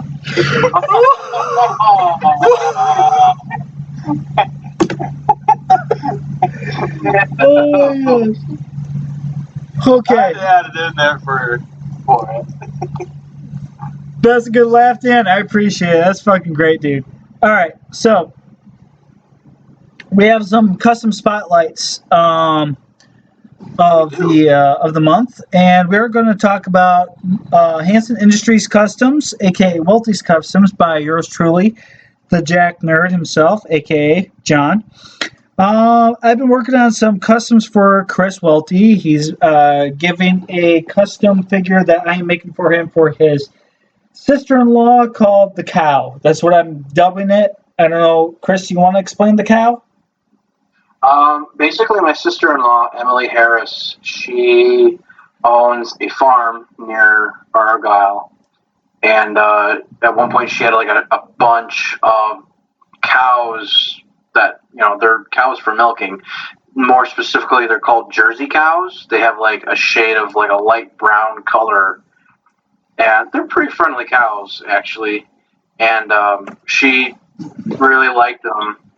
And I thought, it'd be really cool if I got her that one DairyCon exclusive heifer figure from DairyCon. I just thought she would like that. Well, I couldn't get my hands on one, so I found a figure to use as a customized one. So I gave it to John, and John's been working on it for a while now. So as soon as that's done, I will mail it out to Emily so she can have it. And it's great because that figure, that's a Generations Cup figure, and it comes with a shotgun. So I think the shotgun would be a nice little touch to go with it. So Nice. Yeah, so I figured Emily's gonna like that one when she gets it in the mail. Dude, I mean, these custom ideas you have are fucking blow my mind every time you. And Tyler Pickup has joined back in the chat. Hey Tyler, what's up, buddy? Hello there. All right, we're on a custom spotlight. We'll get to yours in a minute. We're working on Chris's stuff. So the next one is the Auto Trooper that I've been working on for him. Honestly, this Auto Trooper custom, payment-wise, was probably one of the most easiest customs I have ever done in the Transformers realm. And it just blew my mind of how quick and easy as I was working on. So, Chris, you want to put any other further details on this custom? No, it's pretty much just the equivalent of a Decepticon Viacon, only repainted with Autobot logo on it, and I think it looks great. It looks pretty badass. Honestly, dude, I've been thinking about I might even pick myself up one of these days and actually do the same paint job. I'm not gonna lie. Then the next, I think the idea is it's almost supposed to look like a police car in a way. Oh, yeah, definitely. The next one is Meltdown, which is another custom I've been working on for Chris Welty. This is based off of the Transformers Universe game. I've seen this custom based on some other people that have made it and stuff, but I think my work is probably the closest to the original source material. Chris, what would you say about that? Yeah, it's pretty accurate with color scheme from the video game, and I've said this a bunch of times, I'll say it again. Hasbro missed the opportunity to do a toy line to help promote this game because the game had so much potential, not just for playing on PC, but for also Xbox, Nintendo, and PlayStation, all the platforms. Damn right, they damn right missed that opportunity. Damn right. All right. I thought they canceled the game. They did. Mm. It only lasted for about a year. Which is very unfortunate because I think I was either down in Texas or I was here at home before I joined the Army. I was actually starting to fiddle with the game, and then after that it was gone. I was honestly kind of disappointed about that. But moving on right along, we have the green guy. What was his name again, Chris? This is Autobot Anomaly, who is a scientist in the same video game.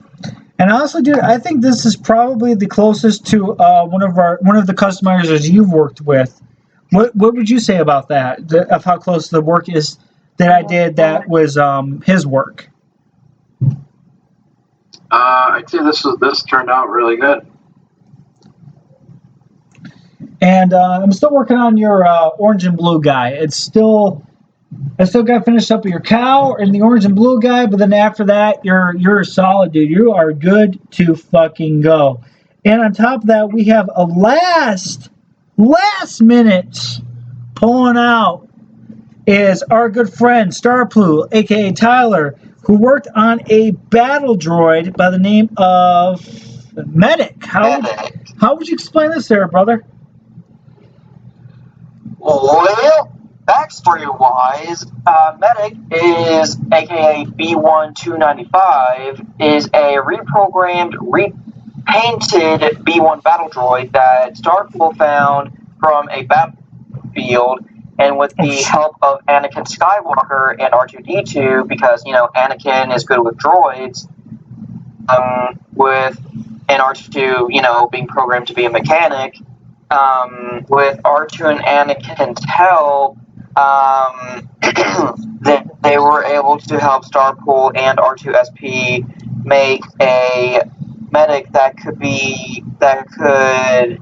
fight on the battlefield like Clone Trooper Kicks of the 501st, but for Starpool's team, and follow the same blue and black color scheme with orange highlights, and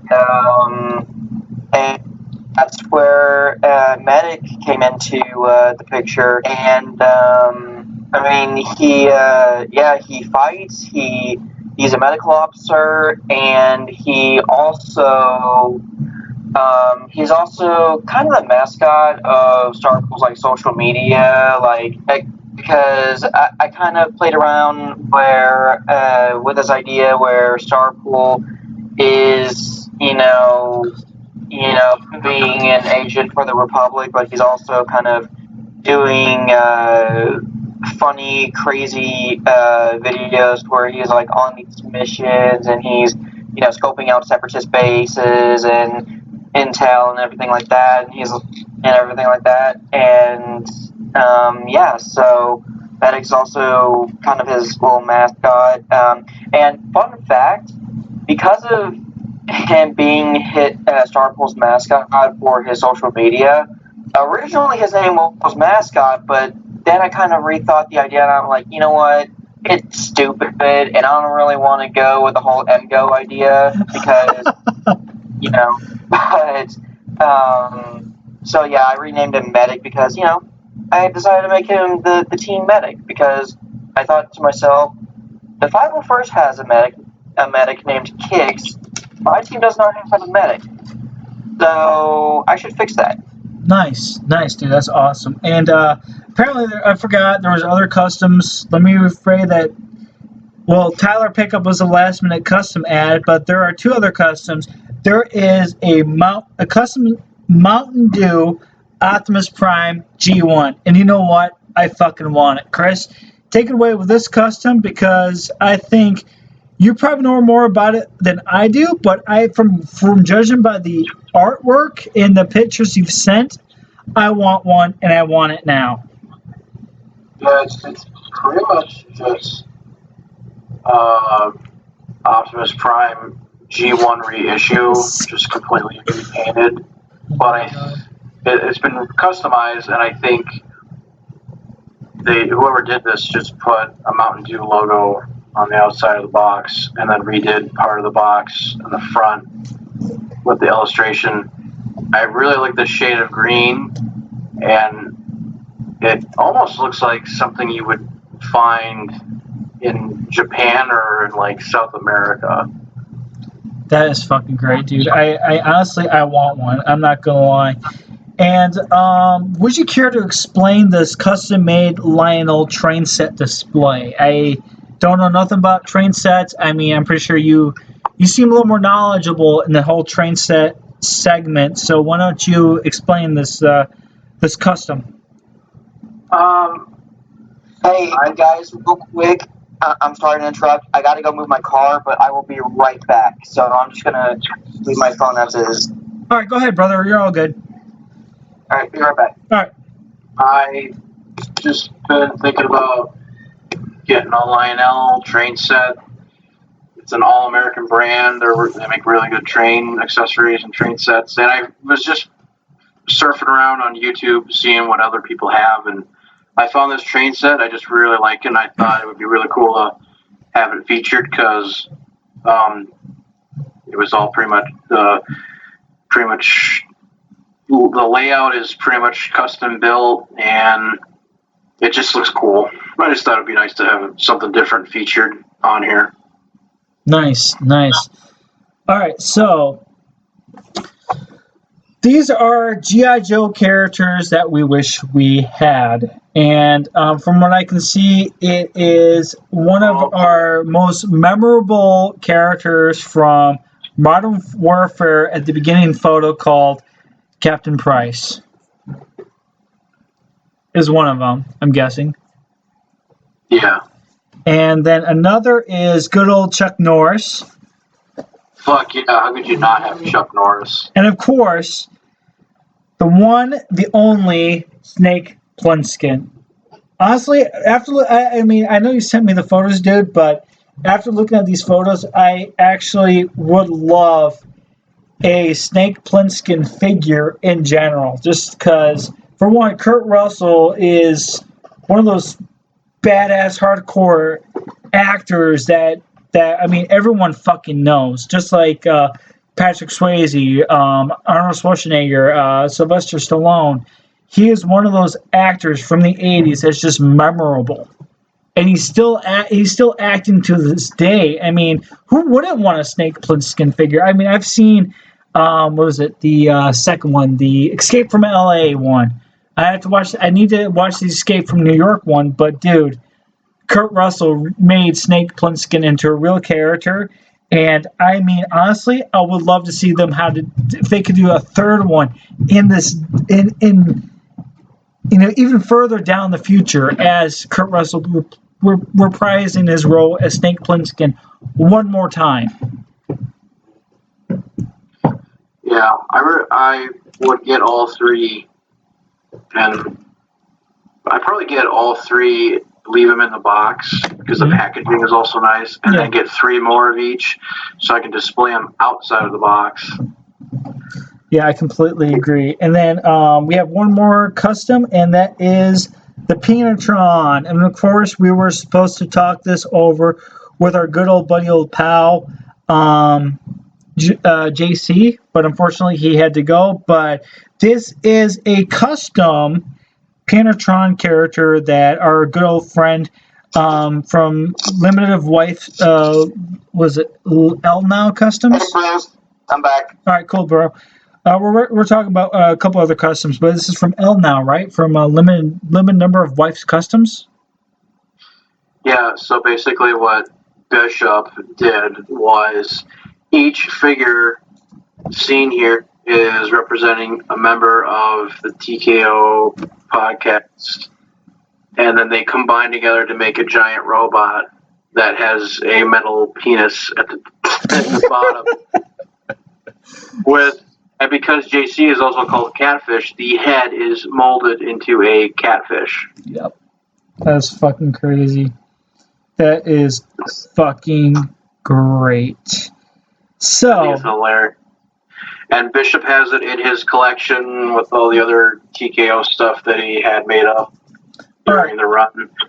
So, and I don't know, maybe sometime Hanson will have to make us TKO fanboy customized figures or something. I'll figure out something. I mean, I was thinking, and part of me was the other day I was thinking of if I ever did get a KO SH figure Iron Man figure, is just repaint about 4 of them in different styles with the TKO colors and figure out a way how to put, like, me being H, then Dan would be a W, and then Chris would be Chris would have to be a C, then Tyler would have to be a P. So be like maybe Iron Man figures painted as with TKO colors, the next generation.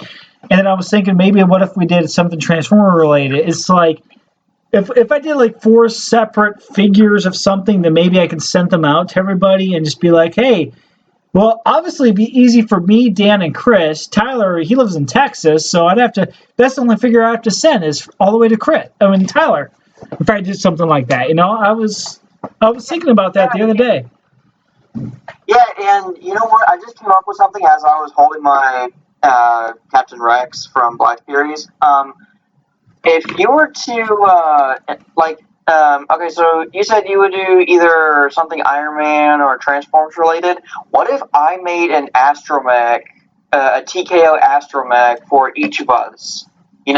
Like I could make, say, thank you. Okay. Sorry, my mom just brought in some s'mores. Oh, nice. But like I could make myself an R2 unit, one of you like one or all of you like an R4 or R5 unit, maybe an R3 unit, which is kind of the same thing as an R2, just a slight panel layout and a clear head. That kind of stuff. I mean, I'm just throwing out ideas here.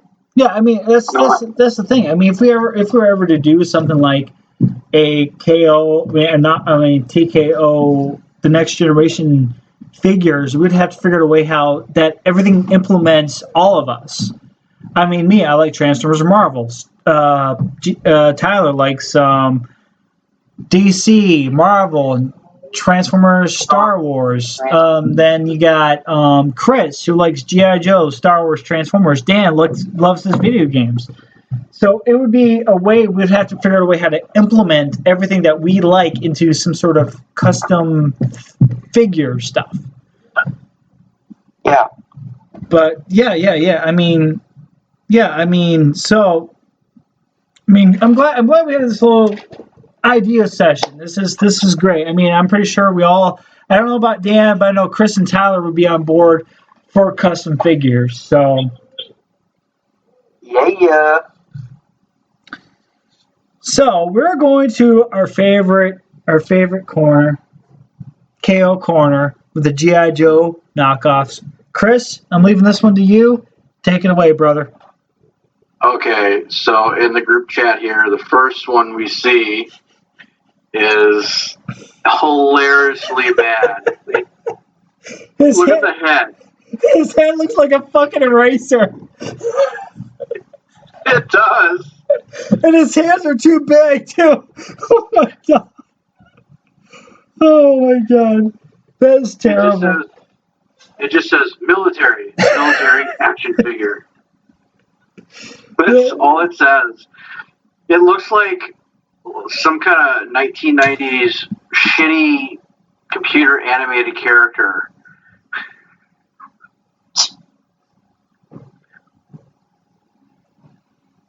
Oh my God, this thing just looks awful. It does look pretty bad. But so this next one that you have, the bad guys, the ultimate enemy. What are these? I mean, you got this one guy who looks like he's doing the Mario jump, and then you got the next guy next to him look like I don't know, some spec ops soldier, just like standing in a poor at ease or at ease position. No, he's constipated. Oh my God! And then the packaging on these figures, it reminds me of like the artwork you see on movie posters in Africa that are cool but hilariously bad at the same time. Oh my God, that's fucking great. I love it. The bad guys, the ultimate enemy. Oh my God. So then you got these another Joes, which looks like one of them looks like a combination of Optimus Prime and some humanoid figure. The one on top of the box art looks like I don't know. They're called Power Commandos. Those guys from the other galaxy. Chris, you talk because I'm about to burst out laughing. Go ahead. So apparently in the 80s and early 90s, there was a bunch of knockoff G.I. Joes, and these figures are using the exact same hinges and joints that Hasbro used for their figures. And Corey Lang, shout out to Corey Lang, who we had on a couple months ago, he told me that he actually has some knockoff G.I. Joe figures in his collection. And you would find something like this in like either South America or Mexico or India or the middle of bumfuck Europe somewhere. China, probably. Yeah, China and bumfuck middle of Japan somewhere. These would be good if like you customize them into something else, but I just think Power Commandos, those guys from the other galaxy, the title sounds funnier than the figures. It does. But I don't think it is as funny as called Special Force, a team of moderate army. You got Cobra Commander, Hitler without a mustache, terrible blue Special Forces beret guy who has a mustache, and some Larry the Cable Guy. and Larry Cable Guy. Here we go. And then you got the trooper who looks like he's about to drop a log just by standing there. I miss you, Joey, man. Oh my god. Special Forces. Special Forces guy. We so special. We shall beat the enemy to get our chromosomes.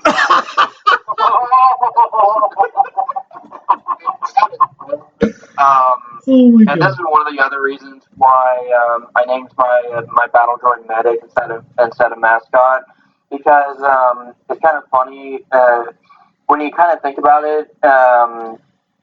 It's funny to hear someone say medic, especially the way Deadpool said it on Conan. But if the guy, the KO GI Joe soldier dude that looks like that looks like he's constipated, he better take care of business or he's going to need a medic. Yeah. He's wearing a diaper. He has no problems. Yeah. You got a guy in a blue ski mask with a diaper. You got like some weird looking, I don't know, potential pedophile looking general, and you got like this So big Chuck jaw. Norris, I thought it was his distant cousin. Yeah. The one I think is the funniest is the one that I swear that looks like Larry the Cable Guy. This is true. I mean, that looks comical. Comical as This is what happens when America can't afford G.I. Joe. They can't afford.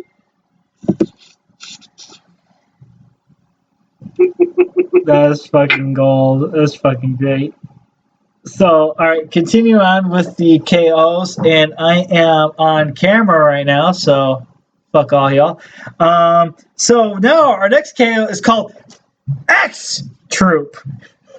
Which looks like a sexual gimp with a ball gag.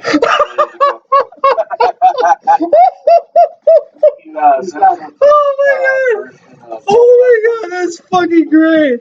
Oh my Yeah, god. that's what it is. It's a gimp version of the Punisher.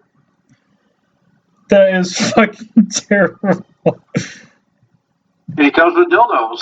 Oh my god. Oh God! Looks like it. The picture. It does. Oh my god, it's fucking great. It's just, and then we have where's the photo? Okay, so we got a couple more KOs. We have the Power Commandos, those guys from the other galaxy, fully posable space-age soldier figurines with interchangeable weapons and accessories. What the fuck is this? This looks like a purple faggot Batman with golden gauntlets. You know, you mentioned Batman. It's like some shitty 1966 Batman villain. It does look like something like that. Like it'd be like the Man Bat, the fake color 1966 reverse Batman. Like, you know, they got the reverse Flash. Someone would call it the reverse Batman. Oh, I got it. Okay, it looks like Catwoman and Batman had a child, and it tried to be a space hero. A gay space hero.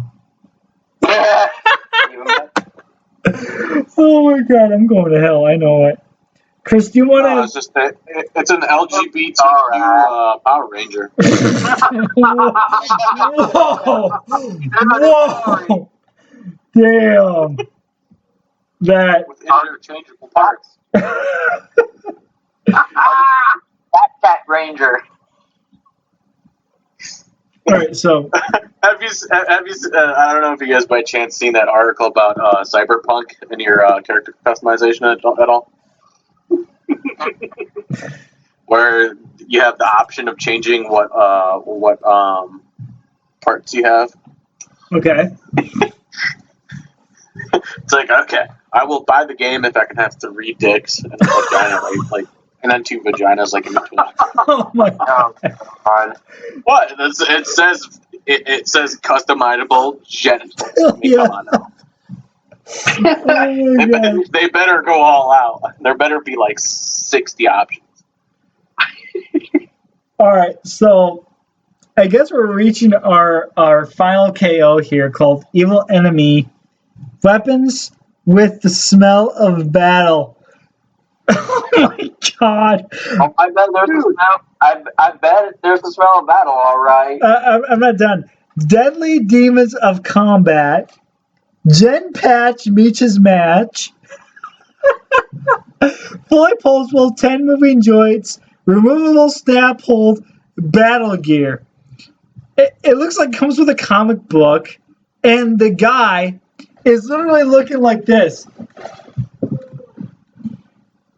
No, it looks like a 12-year-old kid. It's a child soldier, basically. It looks terrible. Look at the artwork. It looks like it's a sad Mexican Terminator. Oh my god. Oh my god. No. It reminds me of the Family Guy G.I. Joe episode. G.I. Jose. Yes, G.I. Jose. Oh my god. Oh my god. Get this in Mexico, I bet.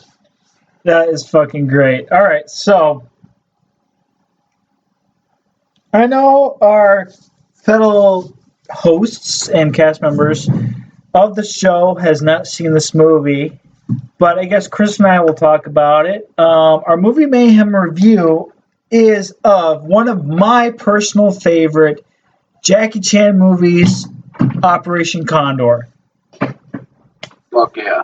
It is actually one of my favorite movies, and for one, I have to when I was rewatching it again on DVD, I noticed that the stunt work in that movie is amazing. I absolutely enjoy the stunt work. I enjoy the kind of like the historical significance of it. That because in World War, if you think about it, World War II the Nazis stole so much gold from any family member, whether they're Jewish or any other rich, wealthy families they stole gold from, and that was pretty much blood money in a way. So I can see the historical significance that they wanted to get the gold back and bring it back to any surviving members of that conflict and stuff like that. And on top of that, it's a fun movie. It doesn't take itself seriously, and it's just great. And one of my favorite lines is one of my favorite scenes is during the aerial reconnaissance jet scene that they had the dummy jet sitting there, and they had the fans turning. One of my favorite moments is where Jackie Chan says, after he does a Superman punch right into that guy's chest, he says, "Bumpy ride, fun though." One of my favorite lines in that movie. I swear to God. And on top of that, I wonder in one of the scenes where they're doing a stunt where Jackie's riding on his bike through that looks like a warehouse of some type, and then some guy is spraying water over the face. I wonder if that guy broke his neck when he did that, because I shared it in the group chat where it has that video clip of a guy doing this flip and landing literally on his head. That was probably the most brutal scene in that movie, I feel like, because it looks like he literally got himself injured, possibly paralyzed, maybe even killed, but I don't know. I mean, I don't know. I tried to even look up facts about that, see if there was anything, other facts and trivia regarding with Operation Condor. But overall, it's one of my favorite Jackie Chan movies. I'm not going to lie. And honestly, I think the female cast, as comical as they are, every single one of those girls are extraordinarily beautiful. Yeah, I want to say this is actually one of my favorite Jackie Chan movies of all time. It is a fun movie. I feel like this whole movie is like one big long episode of G.I. Joe, because it does have like a G.I. Joe adventure feel with like a dash of Indiana Jones. And I too tried looking up information about that guy in the scene you were talking about that just gets flipped over, and it looks like he lands on like his neck and his shoulder blades. So I would imagine at most he probably got a broken neck and was taken to the hospital. And they probably liked it so much, or Jackie Chan, he directed the film, he probably liked it so much that he left it in. Because you watched it and it's like, holy shit, 1 second he's standing right up and the next second he's just getting his ass flipped over and landed on his neck. Honestly, it was brutal. It was brutal. I mean, sometimes when I watch it, I mean, like, dude, I kind of cringe just a little bit. I'm like, oh, man, that had to hurt, you know? Like one of those just cringe moments. But, you know, go on, dude. Sorry, continue. So I looked up some trivia for this movie. There's not a whole lot. It's pretty much straightforward. And, yeah, it's a fun movie. And Operation Condor is actually a sequel to Operation Condor, The Armor of God in China. And that one is okay. I like the opening sequence. The opening sequence was good. And then I'm sorry if I cut you off, Chris, but I saw the movie. It's another movie that doesn't take itself serious. It doesn't take itself seriously. I mean, I get that they're trying to figure out a way how to talk about the Knights Templar. If you ever hear about any of the Knights Templar lore, like in Indiana Jones, for example. But to me, it just seems like it doesn't fit. It doesn't fit. That's why I kind of not really pay attention to that movie and figure that I think the second one is like the only one to me.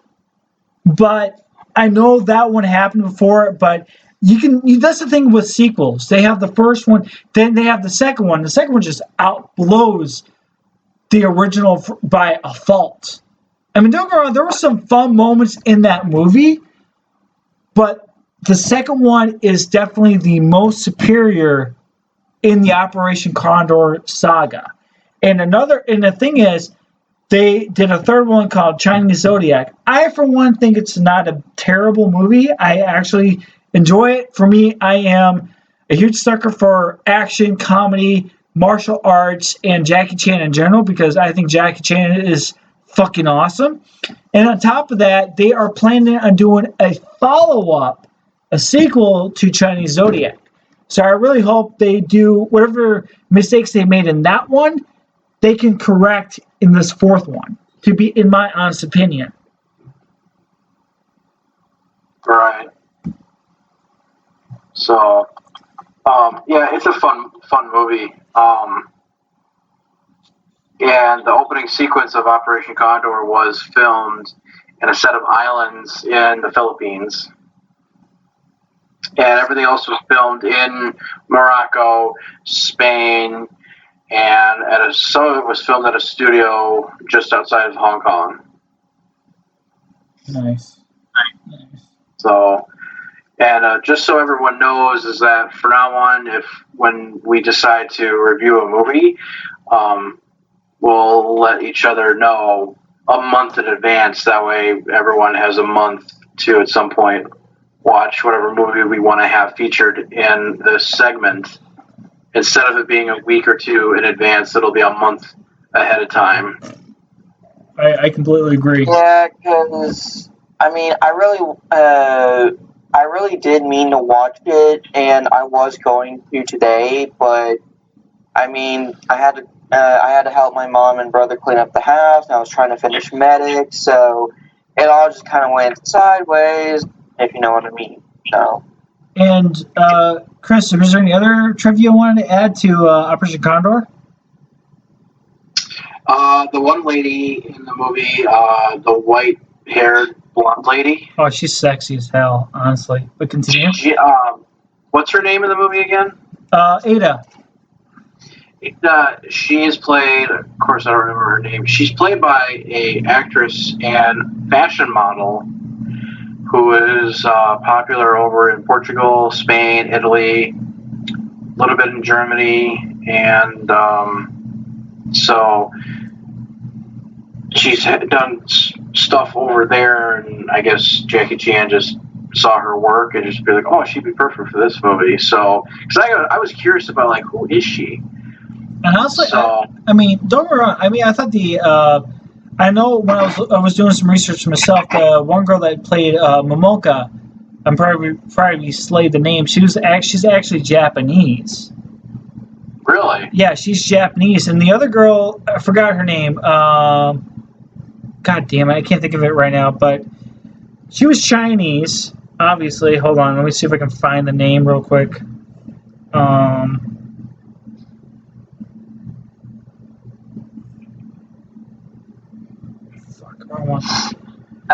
While John finds the name real quick, I do want to say that even though we were supposed to watch the movie for the show and everything like that, just hearing about the movie and everything like that, I'm still gonna watch it after the show. So.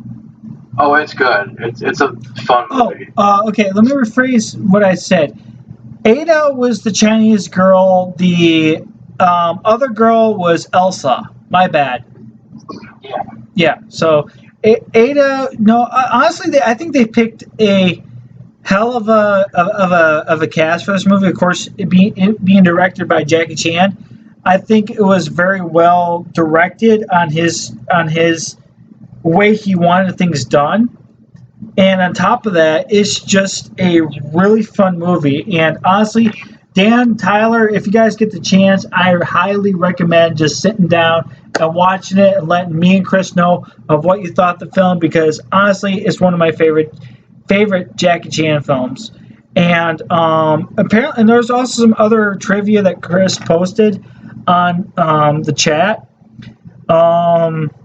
According to Jackie Chan's book, My Life in Action, while filming the underground base chase scene, Chan was supposed to swing to a platform with a long chain, but he lost balance and fell to ground face first, dislocating his sternum. And I even watched, because if you have the Operation Condor DVD and stuff like that, there are some scenes where they were shooting that chain scene and stuff like that, and you can literally see Jackie being cared for by one of his from the crew and stuff like that. And honestly, I was like, when I saw that little clip toward the end of the film, I'm like, wow, that's insane, And the thing is, Jackie Chan holds the world record of the actor to sustain the most injuries in any movie, I mean, he literally died in the first Operation Condor, Armor of God. So Yeah, I'm surprised with all the injuries he has and how many times he's been treated by doctors. I'm really surprised how he's not addicted to painkillers at this point. Oh, I agree. Apparently, from I think it was an interview that was on YouTube, he has a plastic plate in his head, in his skull. Damn. Yeah, and dude, he's still fucking acting to this day, and he still looks fucking good for his fucking age too. Oh yeah, he'll keep going for sure. And apparently, while they were filming in Morocco, in the desert, cast and crew would be victims of scorpion stings and at points suffer food poisoning. So that I never knew. I mean, Chris, you picked up some hell of a lot of trivia and stuff like that. But I think what would have blown my mind the most, if you can figure out that compass watch that he had in that movie, because I fucking want one. That little compass watch he has, and he does that little dial thing, I want one. But there's one little bit of Unless Chris has anything to say about trivia that I missed. If I missed anything, dude, you have the wheel again. In the film, Jackie drives a 1989 Mitsubishi Pajero wide turbo diesel off-road. Well, I do know, like, off and on in the movie, Jackie Chan's taking, I don't know if they're like pills or mints. It's chiclets. It's what? It's chiclets. It's gum. Oh, it's gum? Yep. Oh. Because I was starting to think, like, is he some sort of like a pill popper or something? Because it never explained why he takes these things. And I tried that trick too. That trick he does where he slaps his hand and the gum flies into his mouth. I tried that. I've only succeeded in it once. Nice. But honestly, it's a cool trick, honestly. But and just to let Dan and Tyler know, it's a lot better than Kazam. Trust me. Trust us, it is. I'm sure it is. It is. I don't think anything can be worse than Kazam. Well, then again, it's Jackie Chan, dude. If you grew up with any movie Jackie Chan related, it's going to be a good movie. I mean, the last American movie that I've seen with Jackie Chan in it was The Foreigner, and that was a good movie. I'm not gonna lie, it was pretty intense. I have to say, is Jackie Chan retired? Hell no, he's got more movies lined up, and he's going possibly even doing a Rush Hour 4 in the next few years. I got it.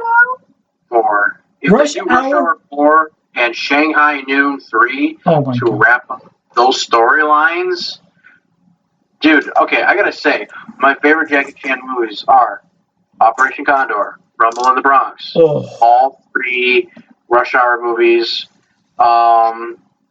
Drunken Master 1 and 2 are good, and then what was the other one I just thought of? Shanghai Noon and Shanghai Nights are really fun to watch. We should review those some other time. Dude, if you do that, I will try my hardest to memorize those lines. I mean, honestly, they were supposed to do a third one. It was called Shanghai. What was it called? I'll look it up.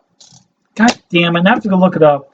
I'll look it up later. I'll put some in the group chat.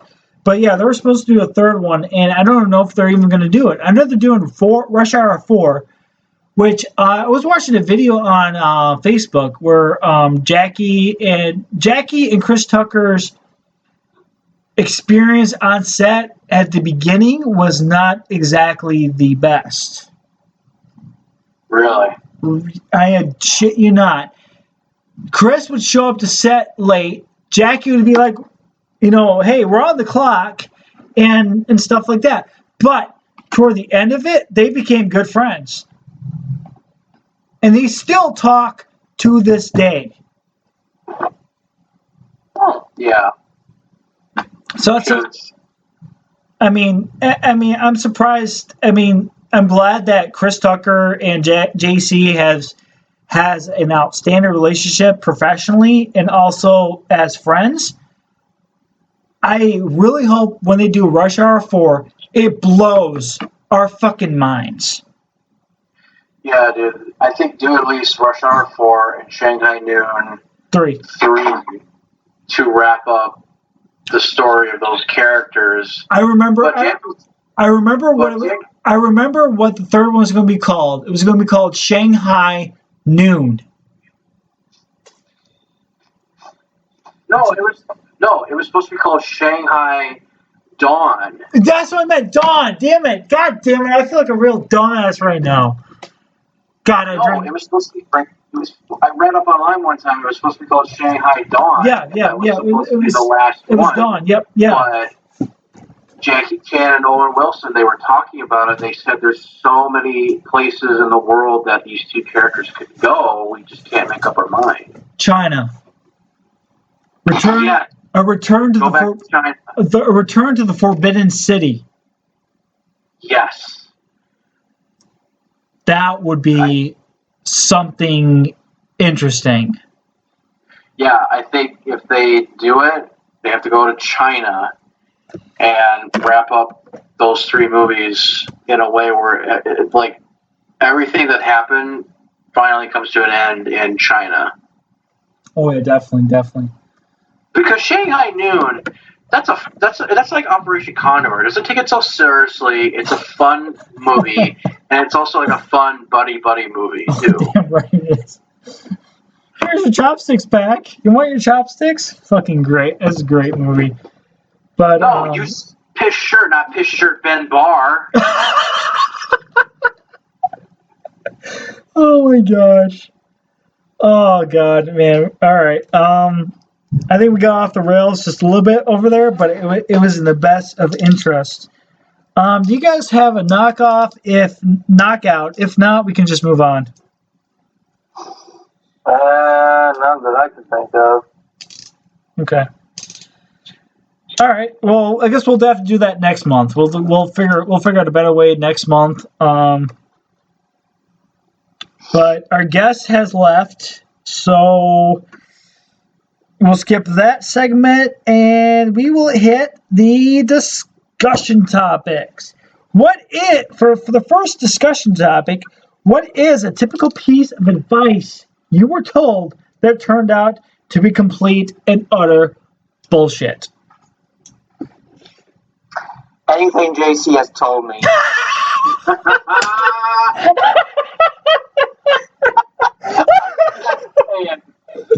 The relationship advice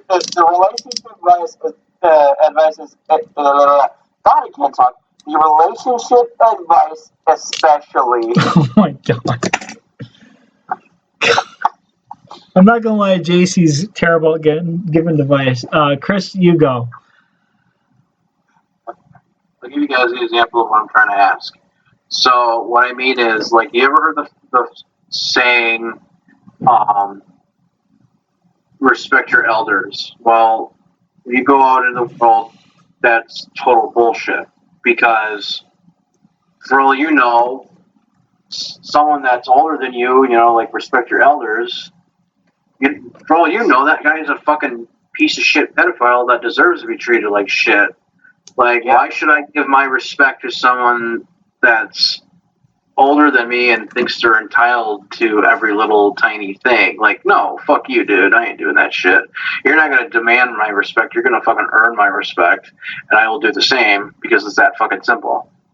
Right. Yeah. Yeah, I can see what you're saying, Chris. I do. I mean, there are a couple times where, I had, the whole respect your elders type deal, but then, when I try to respect my elders, I said something that's saying I thought family was supposed to be forever when it comes to elders. I'm not giving any names. But then that didn't exactly pan out the way I wanted when I was younger. But now looking back at it now, I mean, like, okay, yeah, family's supposed to be forever. But then again, all the bullshit that's happened now recently, family is never forever.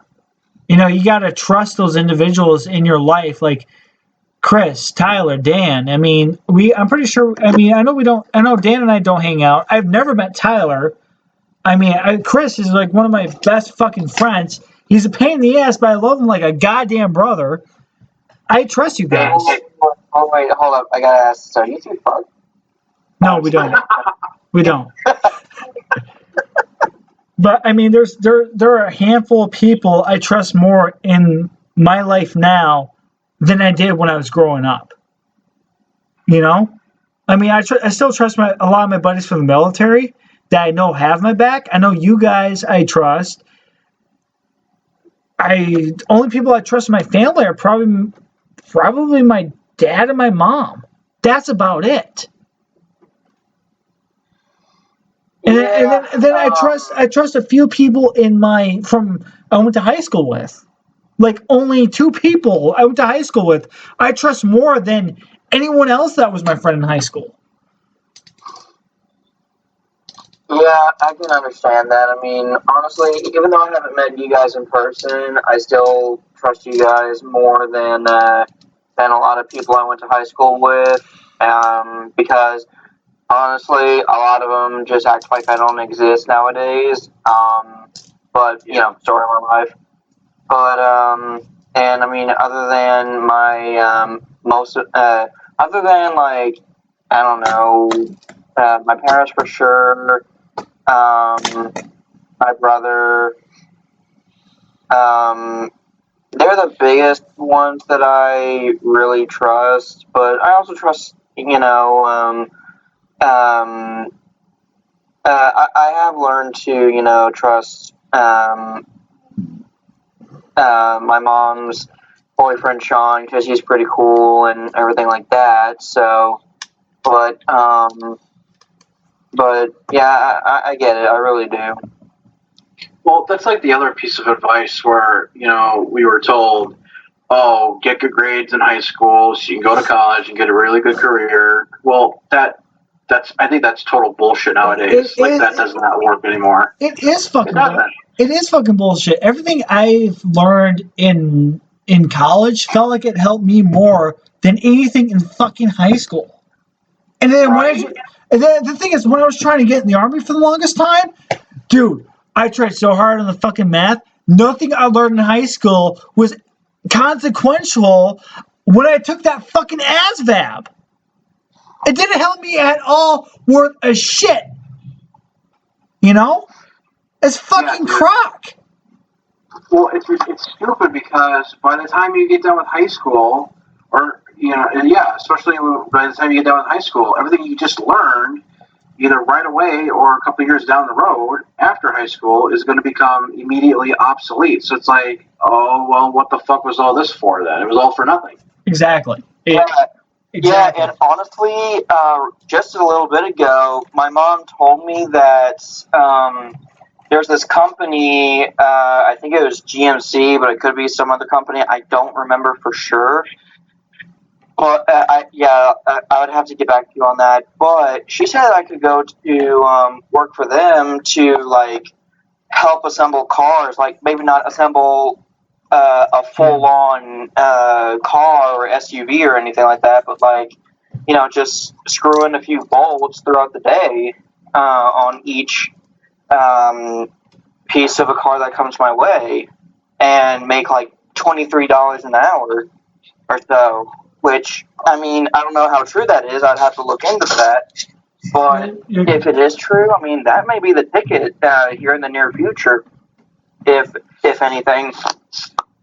Well, I know for a while across the country there was like, you know, teachers wanting better pay and better resources for their students in classrooms. And I was watching this one interview of a teacher. He taught for like 2.5 years, and then he quit because he got a job offer to work for Cummins diesel engines in Colorado, and he's making like 2 times more per year than what he was at the high school he was working at. Like, that just shows you how fucked up shit has gotten. It's gotten so fucked up, dude.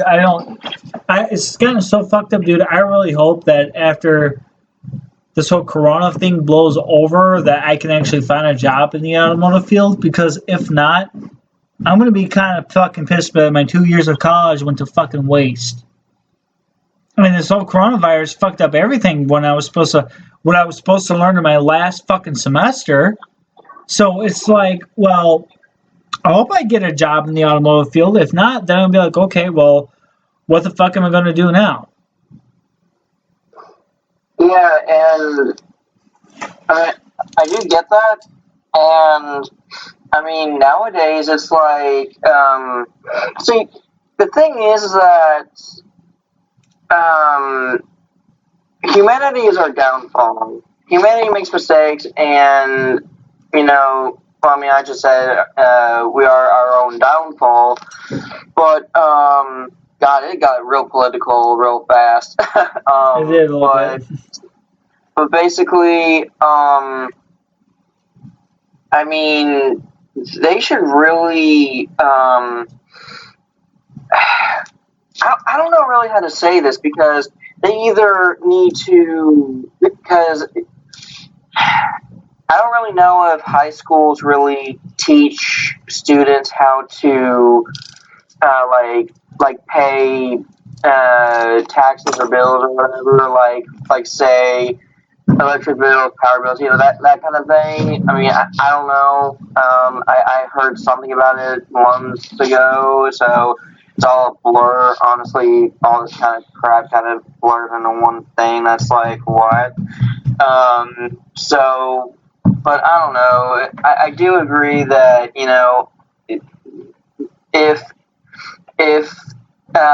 if they need better resources or just ways to teach, then they need to get those and quit sitting around picking their noses or picking their butts or whatever, I mean... Well, it's... I do think teachers deserve better pay. That as well. I meant to say that as well. Well, see, the thing is, the states and the government were not providing enough funding for resources for students and teachers, because I don't think there's any reason why a teacher has to spend his or her own money from home getting stuff that's needed in the classroom. No, the school district, the state, and the government should be able to provide what they need so students can succeed. There's no reason for why someone has to pay it out of their own pocket. Because you're educating not just the next generation of American citizens, you're educating the next generation of the human race to keep things going. And this, and everything over the past 5 years with teachers demanding bigger pay and better resources so they can do their jobs better and better flexible hours, it's not because they're greedy. It's just they know what's going on firsthand. They know the situation. And it's causing a lot of teachers to just quit being a teacher and find a different career or a profession for the rest of their lives, because they're just fed up with it. They don't want to deal with the bullshit anymore. And it just makes America look bad, and it just makes people look bad, and because of that plays a toll on younger generations of students, and now the thing is, private funded schools, like these private charter schools, some people are saying that's supposed to be the next great big thing, and other people are saying no, it's not. It's still they still have similar issues that are common to what you see in regular public schools, and it's just one of those issues where everyone has a different idea as to how to handle it, and no one can agree upon anything. So, and like I said, everything you learn in high school, by the time you get out there, society has adopted to a whole new process of whatever it is. So everything you just learned was all for nothing. Right. Because I graduated in 2011, and now most of the stuff I learned in high school, I don't remember, because I got busy with college and life in general. So, like, a lot of that stuff just went out the fucking window. This is fucking true. Like, I graduated from Albany back in 2012. I mean, stuff I learned in high school did not help me at all joining the armed forces. Then when I finally was able to go in, I did it on my own time, on my own ordeal. I had to sacrifice so much to get in the armed forces. And it's crazy that I still have to sacrifice to this day to still continue anything further down in my military career. And on top of that, it's like everything I learned in school in general is long gone now. And then when I went to college for the 2 years I've been in college for automotive, I never knew anything. I never knew of how much meticulous detail goes into mathematics until I went into fucking college. Why wasn't I getting this meticulous detail when I went to high school? Just because I had trouble with math, why wasn't I given that treatment that I had in college, not given to when I went to high school in Albany. See, yeah, that's true. It's like colleges, National Guard, and the military are doing better at educating people than high schools. That's pretty fucking sad. And we're supposed to be the future of the human race. Well, if my future is sitting at this fucking desk in the goddamn pits, might as well call it, and drink a couple of alcoholic drinks and have a coronavirus that fucking nobody wanted, then yeah, thanks a lot, high school. We blame you. Thank you. We wanted zombies with this virus, not people dying and not becoming zombies. That's right. But So- anyways, that was Hanson, yeah. What's up? the next two questions in the discussion topic, can we save those next month for JC? Yeah, we can do that. That's fine, dude. Yeah, Because I haven't had dinner yet, and I wanna eat dinner. Yeah, I'm getting hungry myself too, brother. But Question, did you guys go over Asshole of the Week? yeah, we did. You got some assholes real quick, bud? Well, I got, well, I'll save her for. I did have a couple. One I'll save for when she actually irritates me again. And if it gets worse, but Your mom. no, it's not my mom. Not honestly, dude. She may be strict, but if I had her for that feature, I might as well move out of the house. Understandable, but I mean, that Adam Spreadbury, or however you say his last name, was that acting guy? like, yeah. Okay, so let me tell you, he came into one. I think he's a new member of one of the Star Wars customizing groups I'm in, and he acted like I was, crying like a 5-year-old or whatever, just because, like back in December of last year, someone made a custom Night Sister Marin head from Jedi Fallen Order, which looked amazing. And we were kind of discussing how they got, her Marin's voice actress's likeness into the game, which, most likely mocap. I mean, does happen. They pretty much do that nowadays with video games mostly. And then Adam comes in and tells me, yeah, it was done by mocap. And I'm like, okay, I didn't ask. Did I ask? No, I didn't ask. So, and then, I stuck up for myself and said, hey man, thank you for the answer that I didn't, or thank you for the comment I didn't really ask for. And then he said that I needed to grow up, and yet he was crying about me calling the child Baby Yoda. Nuh-uh, sir. You need to put a reverse card on that one, but I for one, Adam, that guy, he's an asshole. I mean, he's an asshole in the SH Figuarts groups, customizing groups, apparently in the Star Wars groups. Yeah, he's a straight up fucking asshole. But it's not as bad as when people ridicule your fucking art to try to repaint and shit like that. They're like, oh my god, you did it wrong. Let me have my nerd tears fall on my keyboard as I type this. Well, you know what? Go fuck yourself and grow a fucking pair. I'm sorry that I've been a little rusty at this fucking shit painting other goddamn action figures, so why don't you just go suck my cock? I was mad. Who, me? I I get it. I really do. But, jeez, man. Dude, I've still been salty about that. God. No, I get it. I really do. I would be salty as well.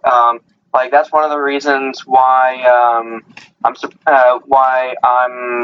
kind of dreading posting the final photos of Medic in the Star Wars 112th Custom Galaxy group, because that's the group that he made that comment in. But because I don't want him to ridicule my battle droid custom and concept and overall character. But I may just do it, and if he says it, I'll just tell him A, screw off. B, if you could do any better, I'd like to see you try. That kind of thing. But Right. but yeah, he was one, and I did have another, but I honestly forgot who it was, so I may save. If I remember, I'll probably just post it for next time, because I don't want to drag on the show. Yeah, don't worry. Well, we talked about some things regarding in the Star Wars, especially that Canada fucking off with that stormtrooper. But we talked. That was another one. Police. Wait, that was in Canada? That was in Canada. Yeah. Okay. So the police. This is why I have a hard time trusting cops, because they think, oh, someone's dressed as a stormtrooper, or oh, someone's dressed as this or that. Let's arrest them. What the hell? What is up with that? I don't know. Okay, so let me ask you this: if I go dress up as Anakin Skywalker, Bumblebee, Starpool, a stormtrooper, or whatever, am I going to get arrested? Because if so, bring it on. Yeah. So when Chris and I go to Comic-Con again this year, and I decided to maybe go as Captain America, the cop's going to arrest me for walking around with a plastic shield. Ooh, I have a shield that's made of plastic. I'd be like, hey, cop, it's fucking plastic. Get over it. God, I don't need a drink when we have these shows, man. I get fucking fired up like a freaking. I can't come up with an analogy. And see, I mean, I don't know if the cosplayer in the Stormtrooper costume had an E11 prop, and if they did, I could see the cops kind of being a little jumpy on that, because the E11, the Stormtrooper blaster rifle, was modeled after some Sterling type gun back in World War II. I can't remember what it was specifically, but it was a World War II rifle that George Lucas based it off of. So in that regard, I do understand, but at the same time, it's like, dude, it's a prop. If you gotta check it, check it. Don't arrest the person and make a big fuss out of nothing. Well, when I went to my first Comic-Con, yeah, they looked at my Captain America shield, and they just put like a red zip tie on it. So,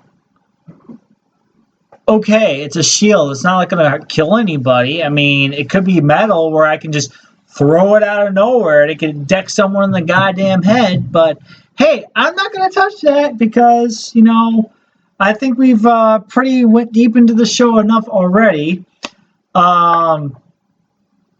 I can say some more about things, but I think we are definitely drawn to the end. Anyone else have any further comments or words they want to say before I end the show of May?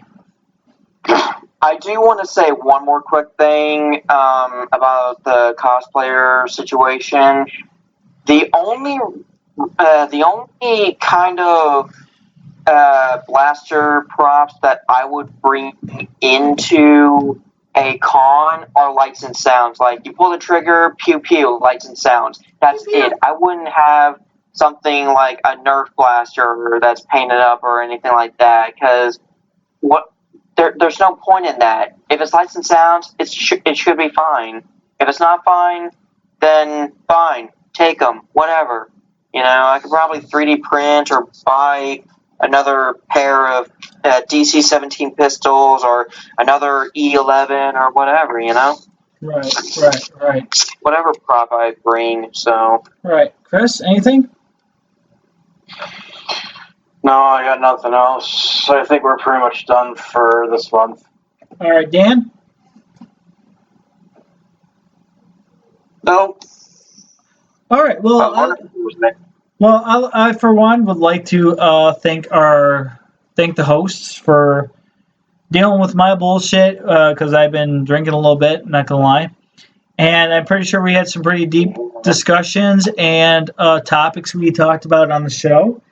And I mean, hey, feel free to subscribe to Fanboy Studios, the home of TKO the Next Generation, and any other future projects that good old the Jack Nerd will come up with next.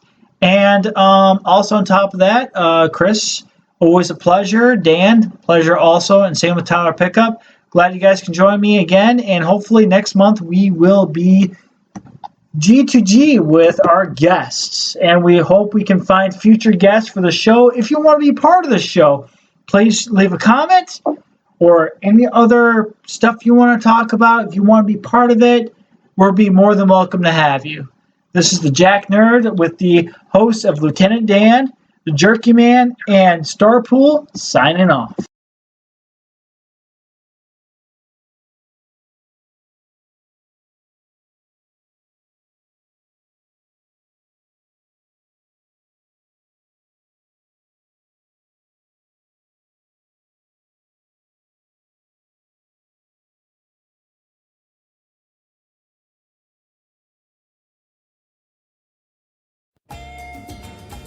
Since some people don't know how to read, here are the shoutouts.